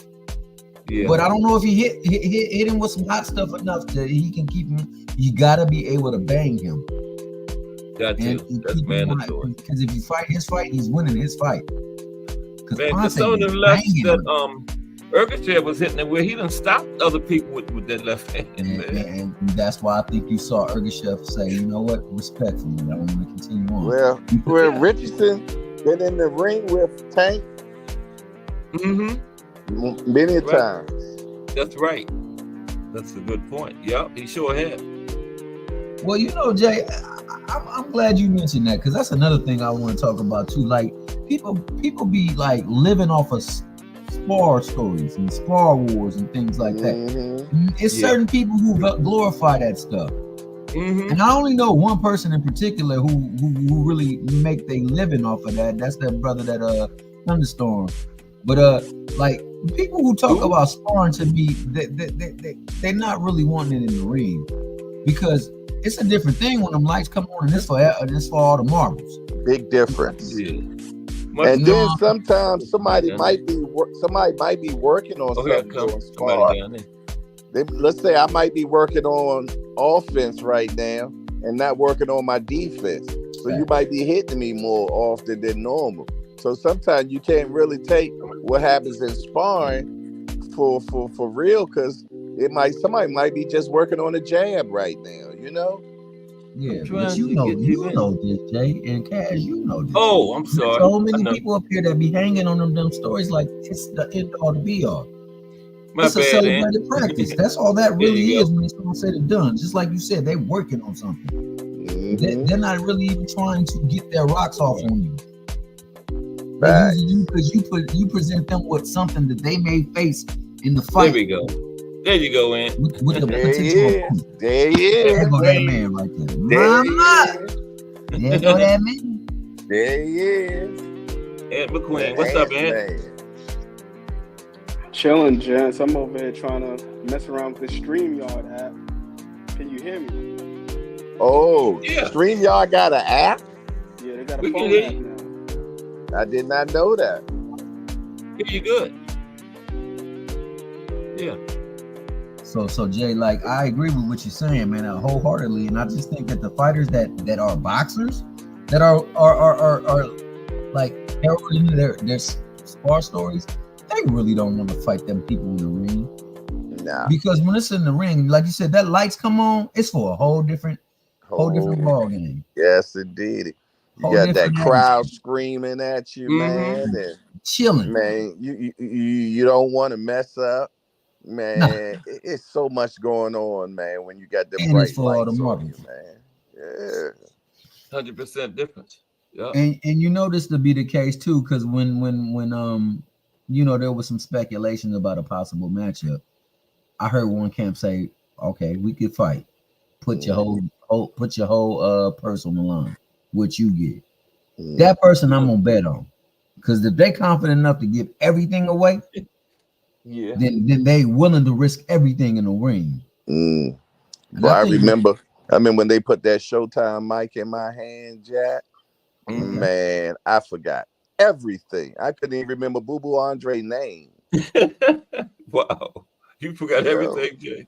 I forgot everything. I felt 10 carats stupid, yo. I said, "Hey, dude, right there." Hey, that was the realest stuff you ever said, though. Oh shit! Oh man, I said, "Dude, right there." He said, "Demetrius Andre." I said, "Yeah, man, I know your name. My mind just went blank." Yeah, I'm on live, national, international, Showtime at the Tank Conference. The bright lights, boy. Yeah, that's right. Something else, man. They something else. They give you them butterflies like Michael Jackson's thing about. It's how you respond in that moment. They all get them. I still ain't grabbed that mic back since. Oh, don't worry. The next time you go, Thomas, you can command that back. Yes, sir. What you say about the people talking about sparring? That's the same thing. So many people focus on what happened in the amateurs too much. That's well, I think I give a little bit more credit to the amateurs. I give a little bit more credit to the amateurs because you see different. You get a varied amount of styles that you go against. But clearly, Benavidez ain't had very many amateurs fights, and he's doing well. Yeah. So like, it's not the end all be all. It's just something. And Bud never didn't make it to the Olympics. Got beat by Danny Garcia. Got beat by Ugas. You know what I'm saying? So and now can't none of them beat him. Can't nobody touch him. Yeah, but I think the thing with the amateurs, why that's a positive experience for a lot of these guys, is that it allows them to see a multitude of styles. Exactly. Yeah. The guys that have rich amateur background, you pick up things by osmosis. You fight a guy that's going to pressure. You're going to fight a guy that's taller. And you have no say in the matter. Because like the OG says, they ain't going back and forth with you. If you matched up to fight a particular guy in the bracket, that's who you're going to be fighting. You can't be like, oh, I don't want to fight this guy. Right. So you got to know nothing about that person. You got to deal with the power guy. You got to deal with the guy that got speed. You got to deal with the guy that can box on the outside, inside. So you learn how to deal with these things. I think that's where that amateur experience comes into play and where it pays dividends. I wish boxing was like the pros was like that, like how it's set up for football. You know, Yeah, you know who you fighting next. You did. I wish it was like that where you had no say so on who you fought. that's right. I wish it was like that, Like that's your man. next opponent, and that's the end of it. You You know. see, Well, they say that's how it is in the UFC. I mean, in the MMA or UFC, whatever. Yeah, yeah, They tell you who you fighting, and you can and take it or that's it. leave it. Yeah. yeah, Yep. you got to take it or you can't fight. Yeah, Right. Yeah, that's how it should be in boxing. Yeah. See, they got Dana White. They don't have like 50 different people, running doing in different directions like boxing Yeah. does. You know. But Dana White is an amazing person, man. Mhm. You know, this guy used to carry Floyd Mayweather's bags. No, I didn't know that. I didn't Yeah. Wow. know that. Yeah, he used to No. carry Floyd Mayweather's bags, Jack. I did not know Yeah. that. Yeah, just Wow. little tidbit of knowledge, man. He Yeah. used to carry Floyd's bags. Hmm. Now look at him, a Yeah. billionaire. Yeah. He Or runs that organization damn well, near billionaire. and he runs that organization well, man. You know. Yeah, and he's not even the owner no more. He sold He it. is. Did he? Hmm. Yeah, he sold it So what is he? many He years got ago, but yet he sold it, but yet then became an employee. okay. And they Yeah, pay him a Okay. he probably certain kept a amount. percentage as well, Yeah. to a small Yeah, percentage. exactly, man. So yeah, he made some good money moves, man. Yeah. And Yeah. if he's not a billionaire, he damn near a billionaire. And on his cards, you still get whatever your contract says. He gives out bonuses, to who did certain things better doing fights and stuff like that. So he Yeah, give them but incentives to go out there and perform, man. only thing I don't like is seem like they're making all the money and their I know. fighters are not getting the money. Yeah, Yeah. that's why all That's of them why trying they're to in the fight boxing. boxers and stuff. Yeah. Exactly you why know, they're in the boxing. make some money. Yep. Yeah, because I mean, to have 1 million buys is nothing for them in the UFC world. I heard. Mm-hmm.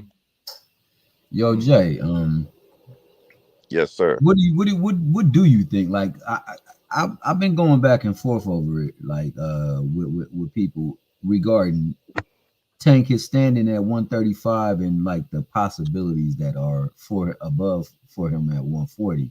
Like, do you think that, like, there's some people who believe he should like clean out the division and then go to 135. 140? But I think the bigger fights are at 140. I think Tank gonna say, "You want me? You come see me, Yeah. or not." I think He that's what got some he's big saying, fights man. down there. The big fight is where Tank is at. Yeah, That's what it I'm is saying. where he's at. Yeah, Yeah. it Yeah, is. I it's agree where with That's what he's I'm that. at. saying. So if Yep. they want to fight me, they can come I'm fight there. me at 135, or That's wait right. till I get to 140. Mm-hmm. Be So patient. then with that statement, because I agree to a point that that's where he's gonna go. Mm-hmm. Who do you think he fights at 135 before he finally says, "All right, I done did enough at 135"? I think he fights Devin by summertime. I Mm. think we get that fight. At what weight, Jay? 135? 135. Okay. 135. And Yeah. and they saying they won't take no what you call them, but they gonna have to. They gonna have to. He's gonna say 135, and he's Mm-hmm. gonna give them a what you call rehydration also. Yeah. Oh yeah. They're Definitely not is. going. They're not going to give Devin No. no advantages. So they're Yeah. going to say 135, and you can't weigh more than 147, 148 day of the fight, Definitely. something like that. Because if they get They're Ryan not one, they going to let definitely gonna him get get. Devin one. They're not going to let him blow up 20 pounds Uh-uh. and come in there. No. They're not going to do that. Nah. No. Even though they might not even mind because he ain't no puncher. I think the thing with Ryan, they knew he was a puncher, and that's why Okay. they gave him the rehydration. They might not even give Devin a rehydration unless he knocked down Regis or something Regis. in this fight. Yeah. Now you say summer. You think both of them will get another fight in before then? Oh no, Think they're so. gonna get a first quarter. Tank probably Yeah. fights by January 1st, March. Right. And then That'll be the turn next. right back around and then fight in the summertime. Yeah. You don't think he fights early in the Devin's winter? got time to get another one in too. Oh yeah, Between yeah. now and then, yeah. Yeah. I definitely think that Tank fights first quarter. He fights first quarter. We get the fight we don't want. We're gonna get that fight. Right. Pitbull. Yeah, we get I know that. you already privy to some information, so you know what the heck is going on.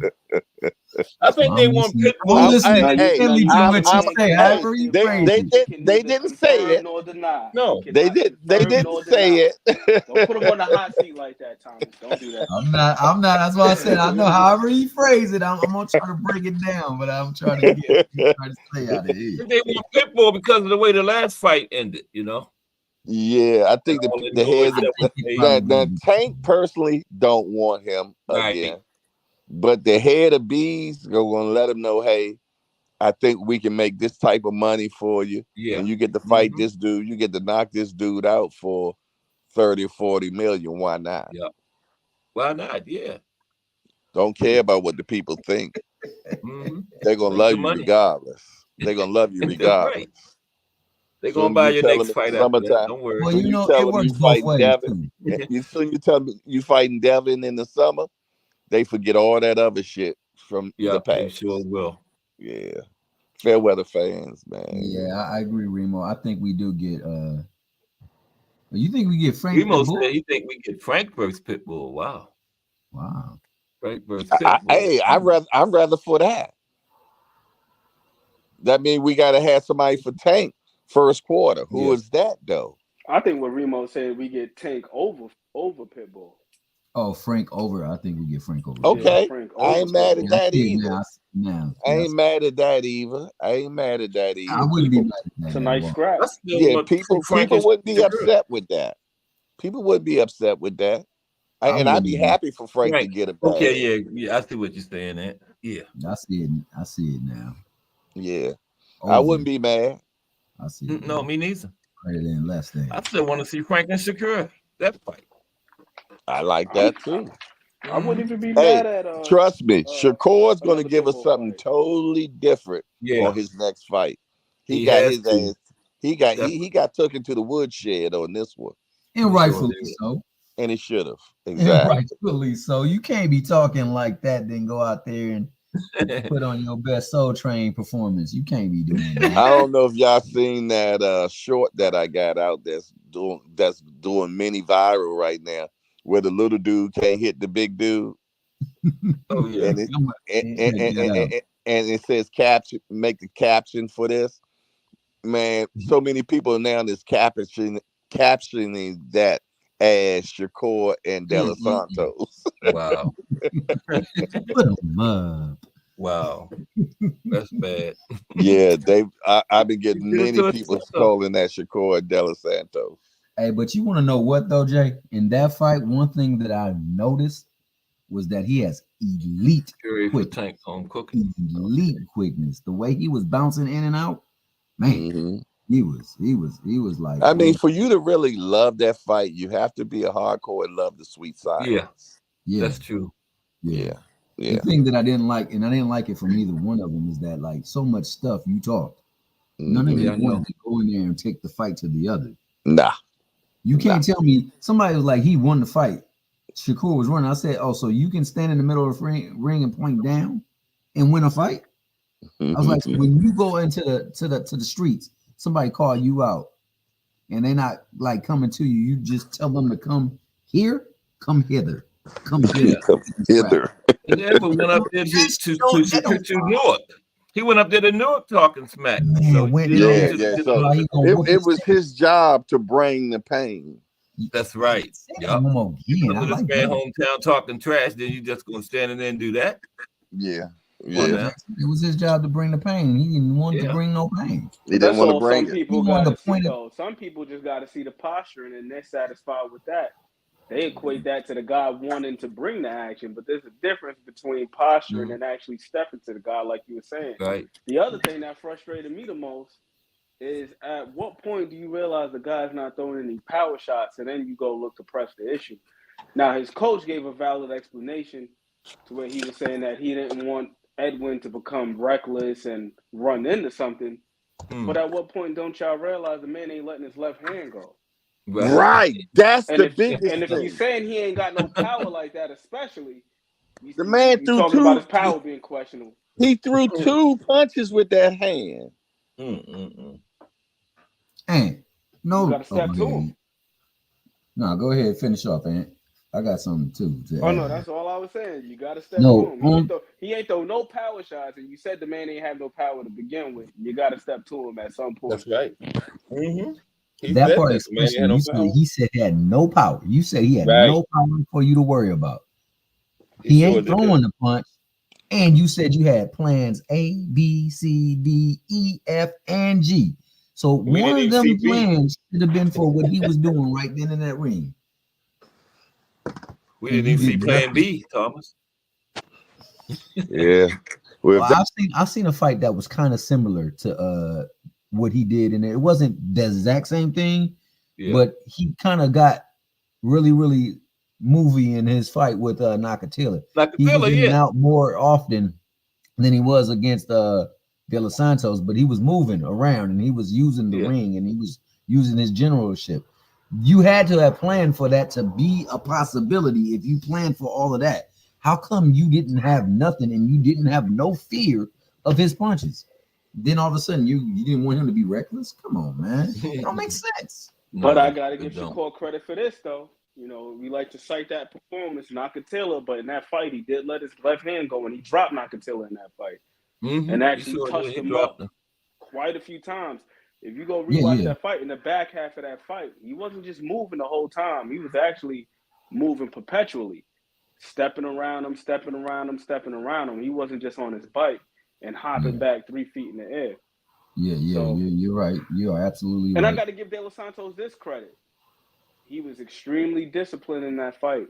If you watch the blood, sweat, and tears, Cello was saying to him, whenever he places his foot here, that means that he's ready to attack. 9 times out of 10, he's going to throw something. Early on, he did a really good job of defending Shakur's jab. A couple of times where when Shakur stepped in, he jabbed with him, and he landed the heavier jab. A couple of times when Shakur shot it, he slipped it. A couple of times when Shakur shot it, he actually counted him to the body a few times.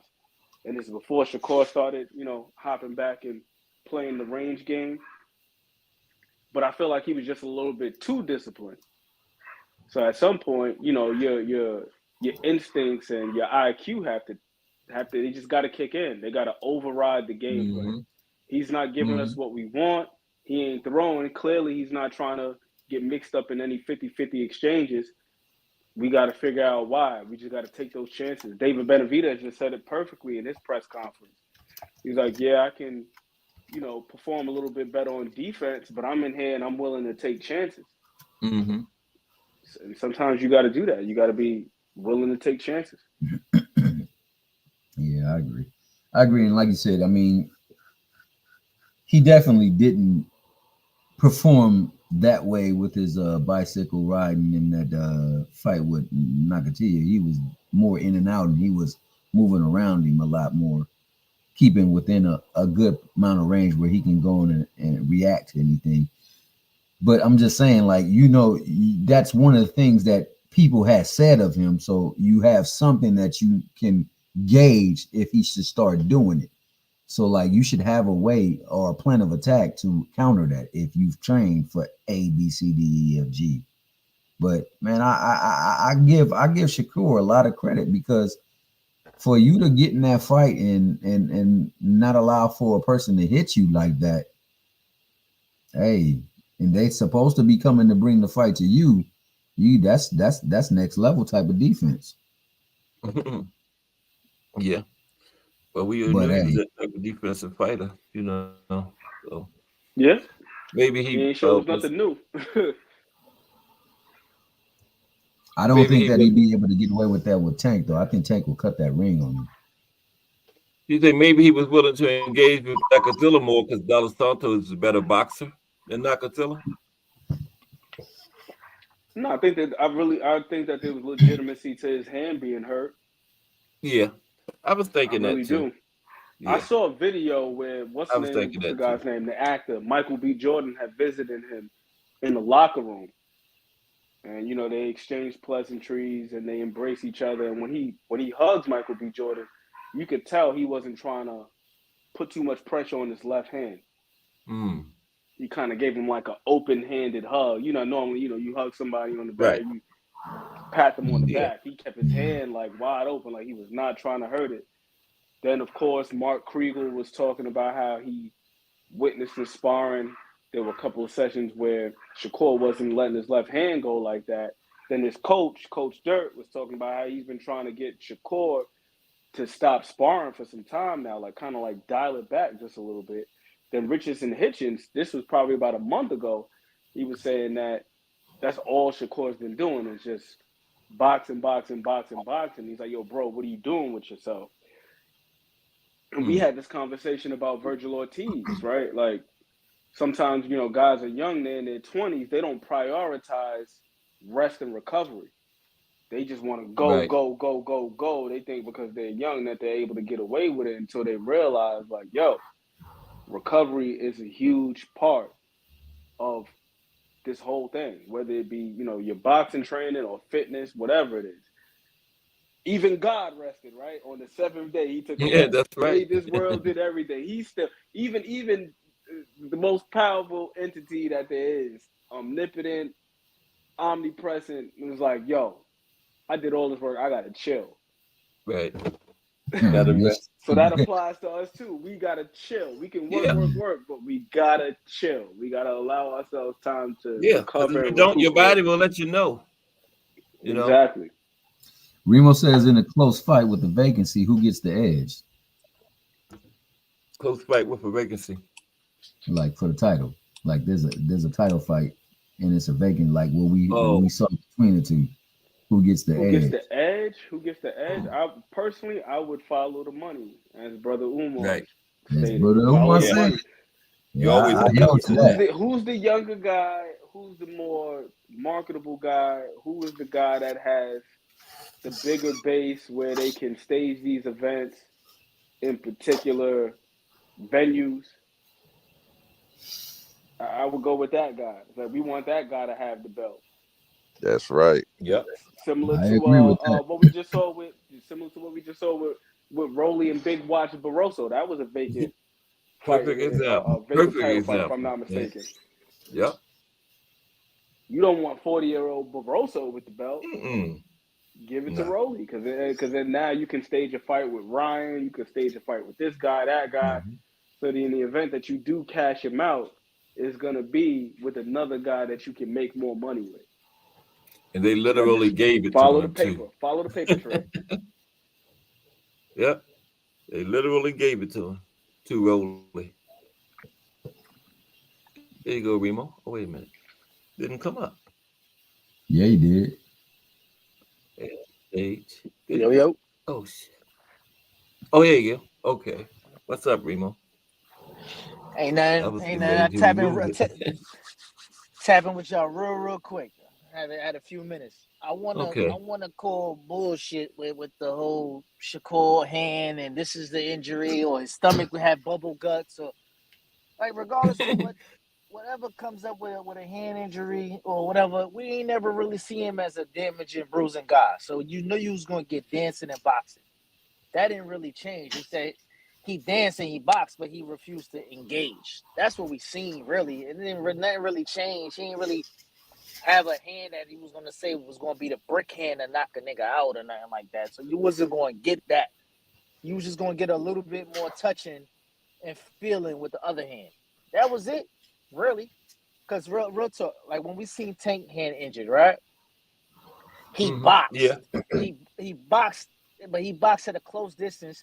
Even in the last round, he made Cruz pay for who was going after it. We ain't even see the dude Shakur was fighting really go for it at all. So he was in no imminent danger with the messed up hand. So he ain't really had to make him pay, and he did what he usually do, was dance.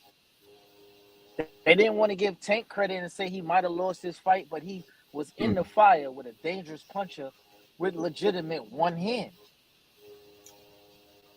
Right. So I don't be liking to hear the excuse like, all right, cool. Because even Tank coach looked at him and said, I don't want to hear that shit about that hand right now. You go out and you finish this fight. You decide you was going to come in here knowing your hand was messed up. That's gonna be your out right there. My hand is messed up. I'm a delay the fight.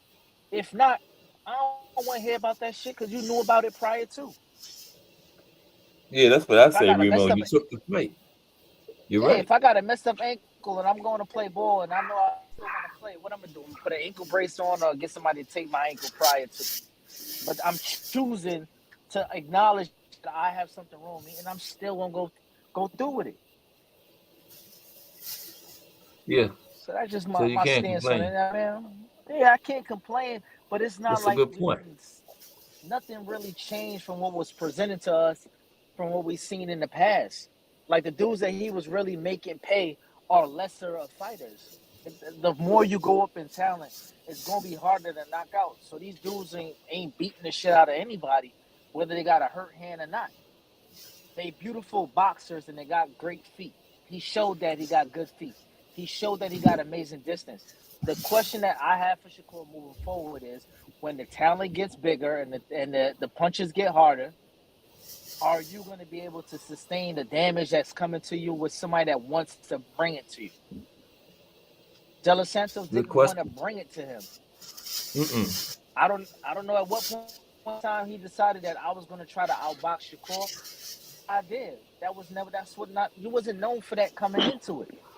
So why try it now? And if you really, really wanted a title and not back handing out fucking plantains and DR, bro, go for broke. This is a vacant title.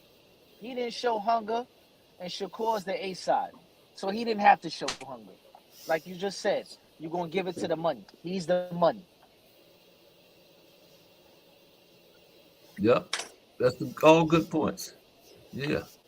I And we understand your still don't I know what kind understand of your tennis stance you're. 1,000%. I understand your stance 1,000%. But you know, the name of the sport is boxing. It's not knockout. So if you can get in there and you can still get it done and you have an injury, everybody's temperament isn't the same. Because regardless of what's going on with Tank Fan, we do know that there have been several fights where after a certain point, boxing just went out the window and he just turned it into a fight. Pedraza, Avila, Barrios, in all of those fights, he boxed beautifully. And then at some point in the fight, it's like, hey, we're gonna turn this shit into a fight. I got a Shakur, that's question. never been the case, but I've never seen Shakur be that pensive and that hesitant to let his left hand go because there were plenty of opportunities where De Los Santos, even the first punch that De Los Santos threw, he threw a big hook and he whiffed on it. Typically, Shakur would counter that opportunity damn near every time, regardless of who he's in there with. So there were certain things that he wasn't doing. So I don't think it was just a matter of him just being completely wary of the power. Of course, nobody wants to get knocked out, especially a defensive-minded guy. But in previous fights, especially his last 4 to 5, he's been a lot more offensive than he was in that fight in particular. And also the fact that he just wasn't letting that left hand go at all, to me, suggests that, you know, something was going on with him. And then there are also other several signs that pointed in that direction. And it wasn't the most exciting fight. I got a question for you, Ant. Let's keep it real with each other. Everybody on the panel, let's keep it real. Shakur was in there for what reason, and De Los Santos was in there for a totally different reason. They were in two different fights, but in the same ring. Shakur was not that WBC belt meant nothing to him. Shakur was in that fight to show his deserving of more money and bigger fights. We walked out of there and don't even want to give him the big fights anymore because he showed no guts. He showed no glory. He showed no entertainment. So you could pad the stats with all you want. I'm a 5 division weight champion. I'm this, I'm that, the fourth. But don't nobody want to pay to see me. He was in there to garnish the big paychecks moving forward because he was seen as the star to be, the next Mayweather, the best defensive fighter in boxing. This is what he was garnished as before he even earned it all. So this was his coming out fight, and we didn't get any of that. And everything that he was touted to be at some point in time, they took it away from him in one night. Well, So he walked sometimes out as things a, don't go according to plan, though. but he You can walked out have as a all of these champion. plans. Yeah. But I'm saying he walked out as a champion, which were they were both in the ring to obtain a belt. But Shakur's reasoning for being in there was bigger than that belt. Yeah, I get what you're saying. Yeah, I understand that. What he's saying. Yeah. Because Don't now nobody want to see him in Tank and Shakur running around the ring from Tank like that. I get exactly what Remo's saying. He didn't seize the opportunity that he was given. He puts in an excellent performance. Beautiful boxing. He makes him pay. He punishes him. Now the question in your mind is, damn, is this the reason that Devin really ran? If he looked amazing that night, do you think Devin hops on Twitter and says, I should have gave this bum 10%? You don't have it. Now you questioning your mind like, damn, if he's running from this guy, what the hell are you going to do with him in the ring with Tank? No, that's a valid point. No, you make very valid.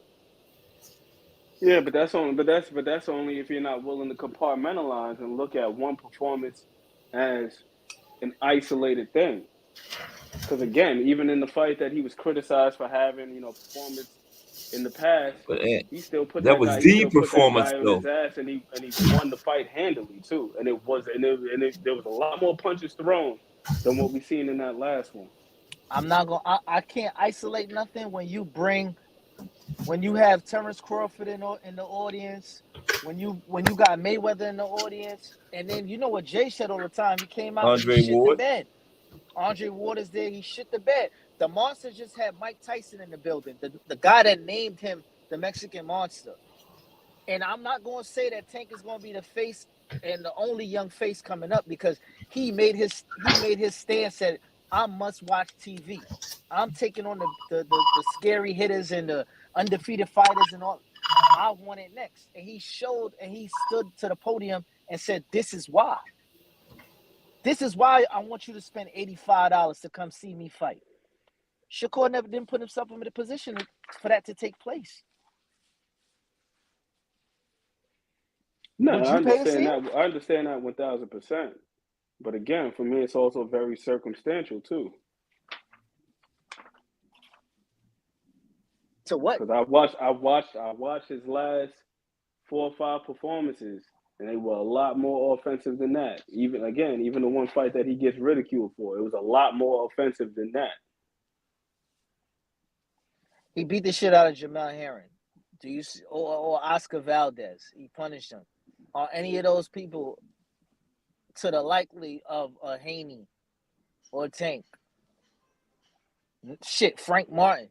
Would you put those people in front of Herring in front of Frank? I honestly don't know, because he could get in there. He can get in there with Frank and wash him, or he could go in there and get his ass whooped. We don't know. That's the reason why these guys have to fight. But I don't see him. I don't think that far ahead. Especially, I remember being a kid watching Shane Mosley. Shane Mosley was my favorite fighter at the time. I didn't think he was going to go in there and get his ass beat like that against Vernon Forrest. But these things happen. That's why we got to see the fights. But who we seen, I don't see Shakur beating the shit out of anybody. And that's my problem. Like, he's a beautiful boxer. A technician, a master at footwork, whatever you want to claim him, distance. But my thing is, if you in a fight, we don't know still what the hell's going to come out of it yet. And he's going up in weight. Did you see the stretch marks on his arms? That dude is getting bigger. He may continue being a beautiful boxer and dealing with guys who. And here's my thing too: the rest of these guys, if he's running, if he's doing that. Well, maybe you need to get some reps in with your coach and work on your footwork, work on cutting the ring off, making guys fight. It's like all that other stuff is kind of like out to me. It's like make these guys fight. We just saw it with David Benavidez. We saw it back-to-back performances. We saw it with back-to-back performances against Caleb Plant, one of the better boxers at 168, against Boo Boo, a guy who, was avoided for a long time, decorated amateur, Olympian, all of that. He's got fantastic skills. And what happened? He boxed well for the first 3 rounds. David caught up with him, hit him with a shot, turned that shit into a fight, and then stoppage in 6. The rest of these guys got to take note. But somebody got to do that to Shakur. What was changing that time period though? We learned something from the previous fight with Plant. He cut on he pressed the gas a little earlier. He made it entertaining. He got his man out of there early. And these are both top level guys. And that's only one component of boxing though. That's only one. So another way that if you want to turn around and you want to market somebody's skills or market a guy in general, is that could be the selling point. That's what it turned out being with Mayweather later on. Money Mayweather, it got to a point where people wanted to see him lose. But he made you pay. He made you pay for the mistakes. Shakur ain't really making you really pay. Not that Pacquiao fight, he didn't. No, he ain't gonna sell performances like that. He's not gonna sell. That ain't gonna sell. Quite a few fights that weren't that exciting. Well, hey, if people want to see him lose after a certain point, especially if he keeps on being the heel and saying disparaging things about people on Twitter. Twitter ain't real. Twitter ain't real. The difference is, even when you put what Shakur does and Haney does, it's pretty much kind of similar in my book, right? No, it's not. They fight completely different. Devin Haney actually takes you can say he takes more chance. He opens up a little bit more. Only difference is you criticize Devin Haney's power, and I don't mean you specifically, but I mean generally speaking. That's the consensus. But both of them, they're not known to be heavy punches. They got educated feet where they moving out the way and they controlling the distance and all of that shit. Heavy jab. But the difference is Haney's already gotten to a point where he's marketable, whatever numbers might be. Shakur was in there solely to say, put me in this conversation. And he laid an egg. That's my problem. Like he could fight whoever he want to fight and look beautiful, but he's gonna be in this lane because he didn't show. Let's put him in the direction of the stars. Yeah, and that's the thing. Everybody's not gonna be a star, and that's perfectly fine. But that's what he was in there for. Because initially, what did he say? Everybody, he said, "I'm worried about legacy," and then it went from a legacy conversation till I want the big fights. I want the money fights. The belts don't do this, and the belts collect dust, and all of this. He wants to be in the big fights. This was his audition. You can either be on Broadway, or you can be off. He's still got a chance to correct it, though, don't he, Remo? He can still get there. It's gonna take a longer road, and the problem with him taking a longer road to getting the way he want to get to now, like I said, with the stretch marks on his arm, he's gonna be a bigger dude. Tank kind of is filling into where he's gonna be. He's 35. If he really wants to crunch down, he could be a 30 fighter. But you know what I'm saying? Yeah. That's naturally his frame. So Shakur pushing out the longevity of his career, he's gonna find himself at 47 sooner than later. And them dudes up there is a whole nother beast because those dudes is 6 feet. Look at Barrios. Boots. These dudes hit hard as well as that. So that arm reaching distance and all, it changes. And that's just it could be more of the same. We don't know. You gotta wait until we see it. Who does he leapfrog if he has to jump up to 47? Who is he getting that name against? Good question.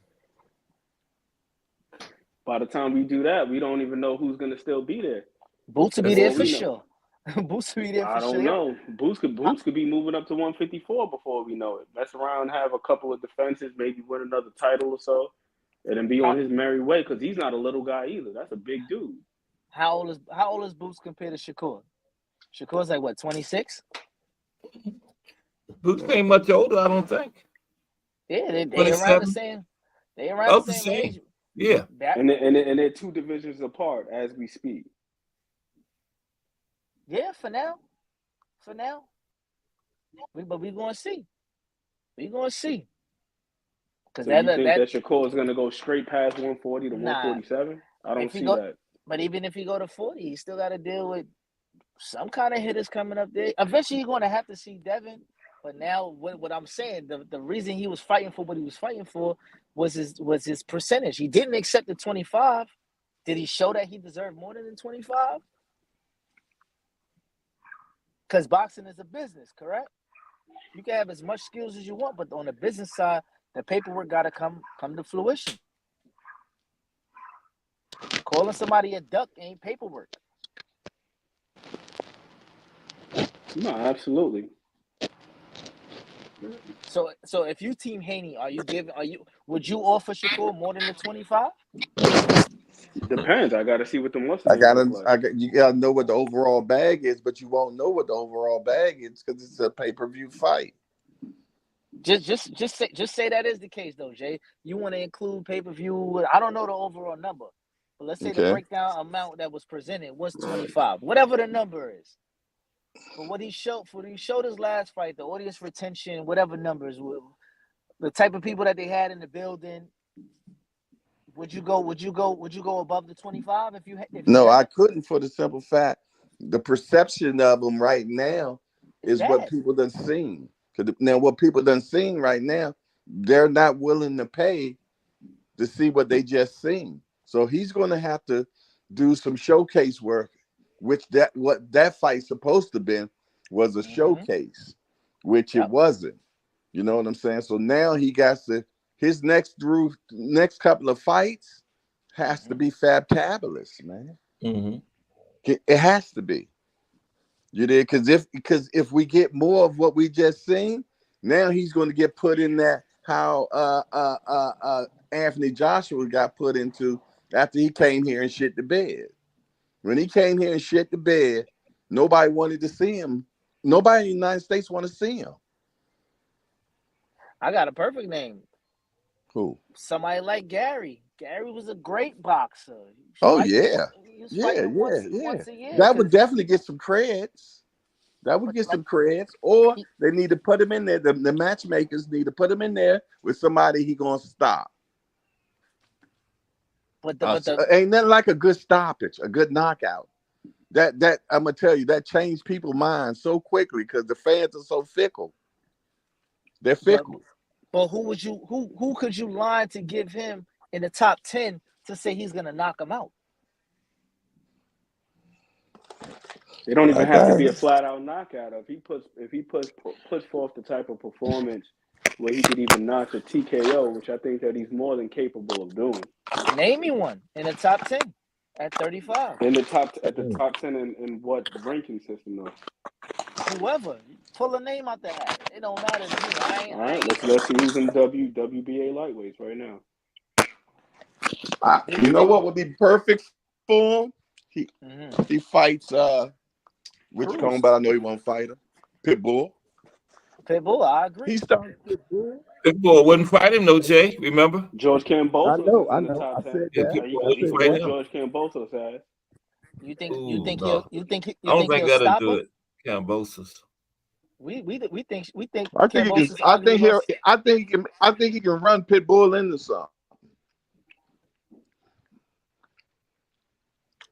You need an aggressive fighter. Yeah, he's gonna be right. You need an aggressive I would say fighter. Kambosos. Put him in there with Kambosos. Kambosos is supposed to be in there with what's my guy's name? Lomachenko. Yeah.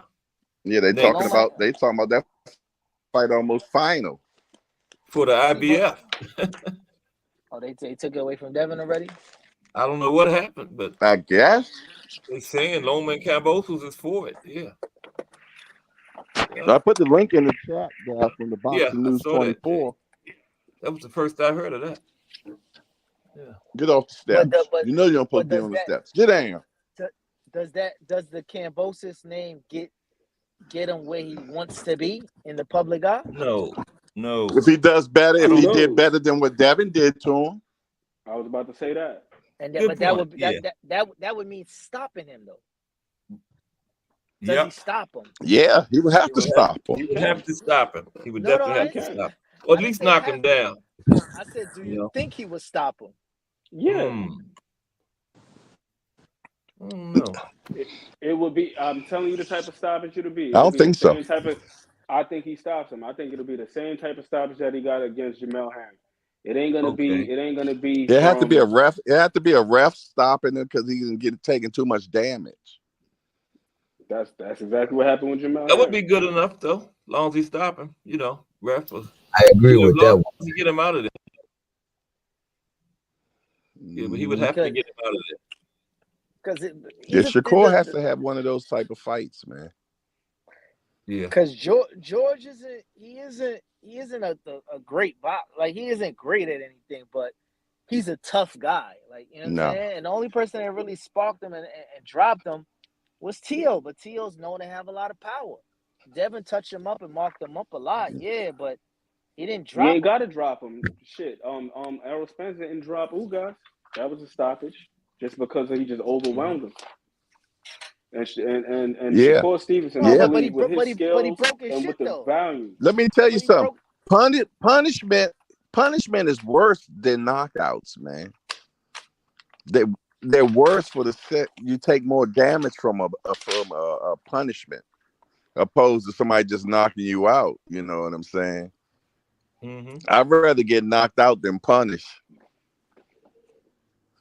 I was saying that the other night, when I was watching that fight, because when you look at David Benavidez don't have crazy power to where he's starching you with one shot, but them punches are heavy enough to have you disoriented.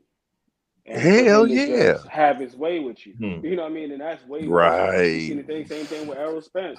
Where it's like, Ugas was able to stay on his feet, but that eye socket was messed up. There was the rumor about his ribs being broken. So he ain't touched the canvas. But Exactly. He was Punishment is terrible, man. out. So would you be confident that that's what Shakur is stepping in him though to do that? Absolutely. It's what's the name? He was stepping to what's the dude's name? To Conceição. Because George Kambosos don't got power like that.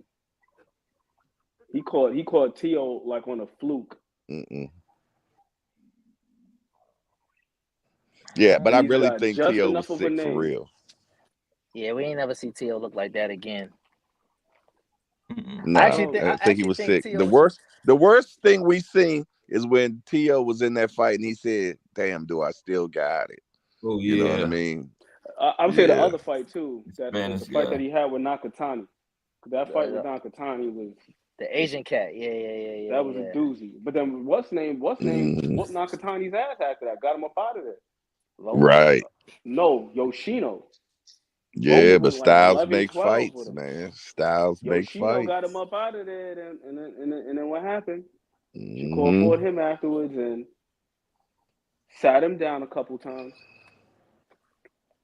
To be honest with you, when you look at that fight between T.O. and what's the African dude he knocked out for his first belt?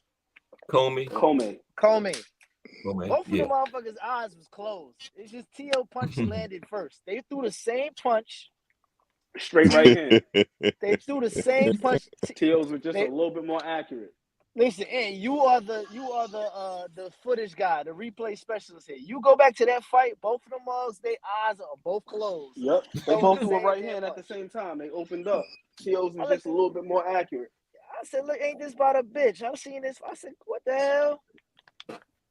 He just touched him first. That was it. And he gave him noodle legs after that. But like, if he didn't hit him with that, I wonder how that fight would have went, man. If y'all want to see the best look of a noodle leg, a best fight where you ever seen somebody actually get noodle legs was Sugar Ray Leonard against Danny Boy Green. Go back and watch that fight. And you talking about noodle legs? I mean, it literally looked like trying to stand up spaghetti. Sugar Ray Leonard against Danny Boy Green. It was on the Mike Tate, Weaver and Tate undercard. Big John Tate? Yeah. And Mike Weaver. Yeah, I think Weaver beat him in the last bit of the fight, man. I think I might have been 9 or 10 years old watching that fight. Some age like that, maybe. I might have been a little bit older, but no more than 12. Yeah, probably about 12. But man, what he did to Danny Boy Green was bad business. But he gave him spaghetti legs, man. So when Remo said that, what reminded me of. I remember that fight. I was watching that with my see. My argument with the whole Shakur thing is, if I can't pull out my fire stick to get dudes to watch it for free, imagine them having to pay for this shit now. If Oh I yeah, convince somebody, he got some make back. He got some make back. He put himself back a little bit, but we got to agree that obviously something was wrong with Shakur that night too, man. Yeah, I think so. Because I think because I think he knew that was a showcase fight. You know what I'm saying? And I feel though that he would have did much better. Something was wrong. Something was wrong. Something was wrong. Why didn't he just postpone it so he could be at his best? They never postpone it, man. Because they always say no fighter goes in a fight 100%. They said no fighter goes into a fight 100%. Same reason Pacquiao didn't go in Mayweather fight and postpone it, man. They never postpone them fights. Same thing. Earl didn't postpone.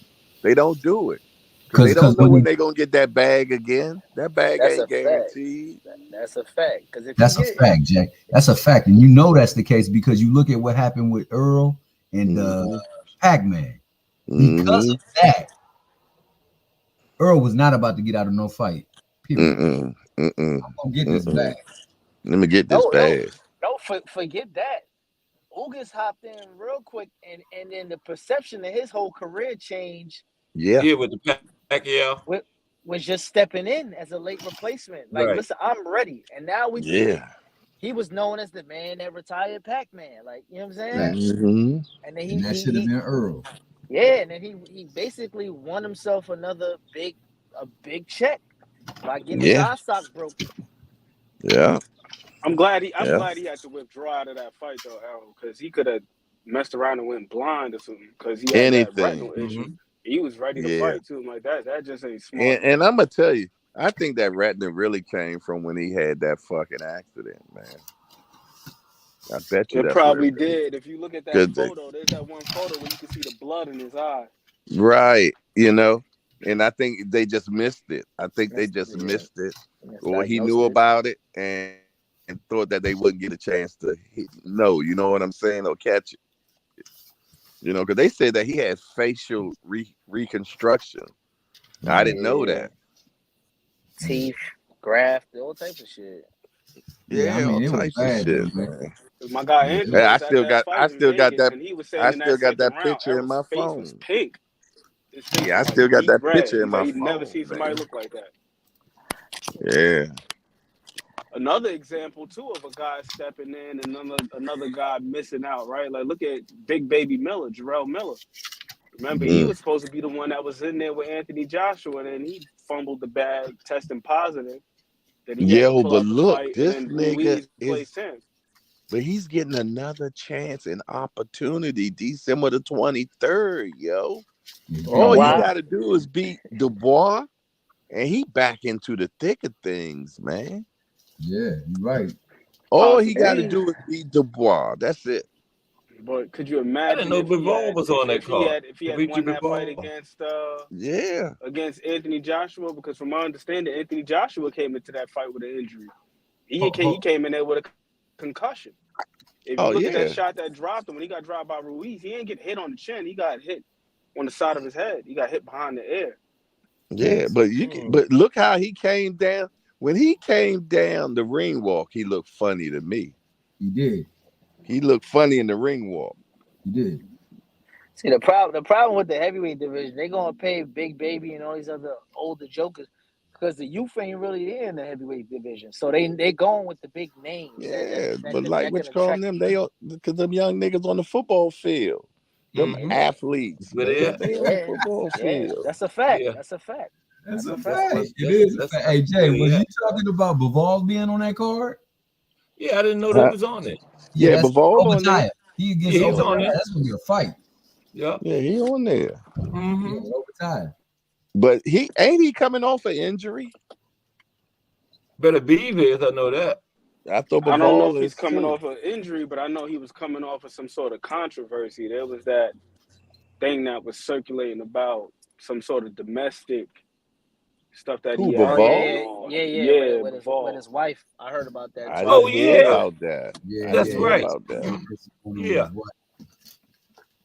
I I did didn't hear hear about that. that. They were saying, you know, Yeah. they promoting the you know unification of belts, but not glorifying. He's beating my ass. That's Yep. right. Now, of course, They was making a yo, OG, comparison of course, to. you ain't hear about that. If that was Tank, you know that shit Yeah, would have been Ah, everywhere. They would have shit. I had was his getting ready to belt say National that, down. and that's the Yeah, point I they was getting made ready to that. make. And yep.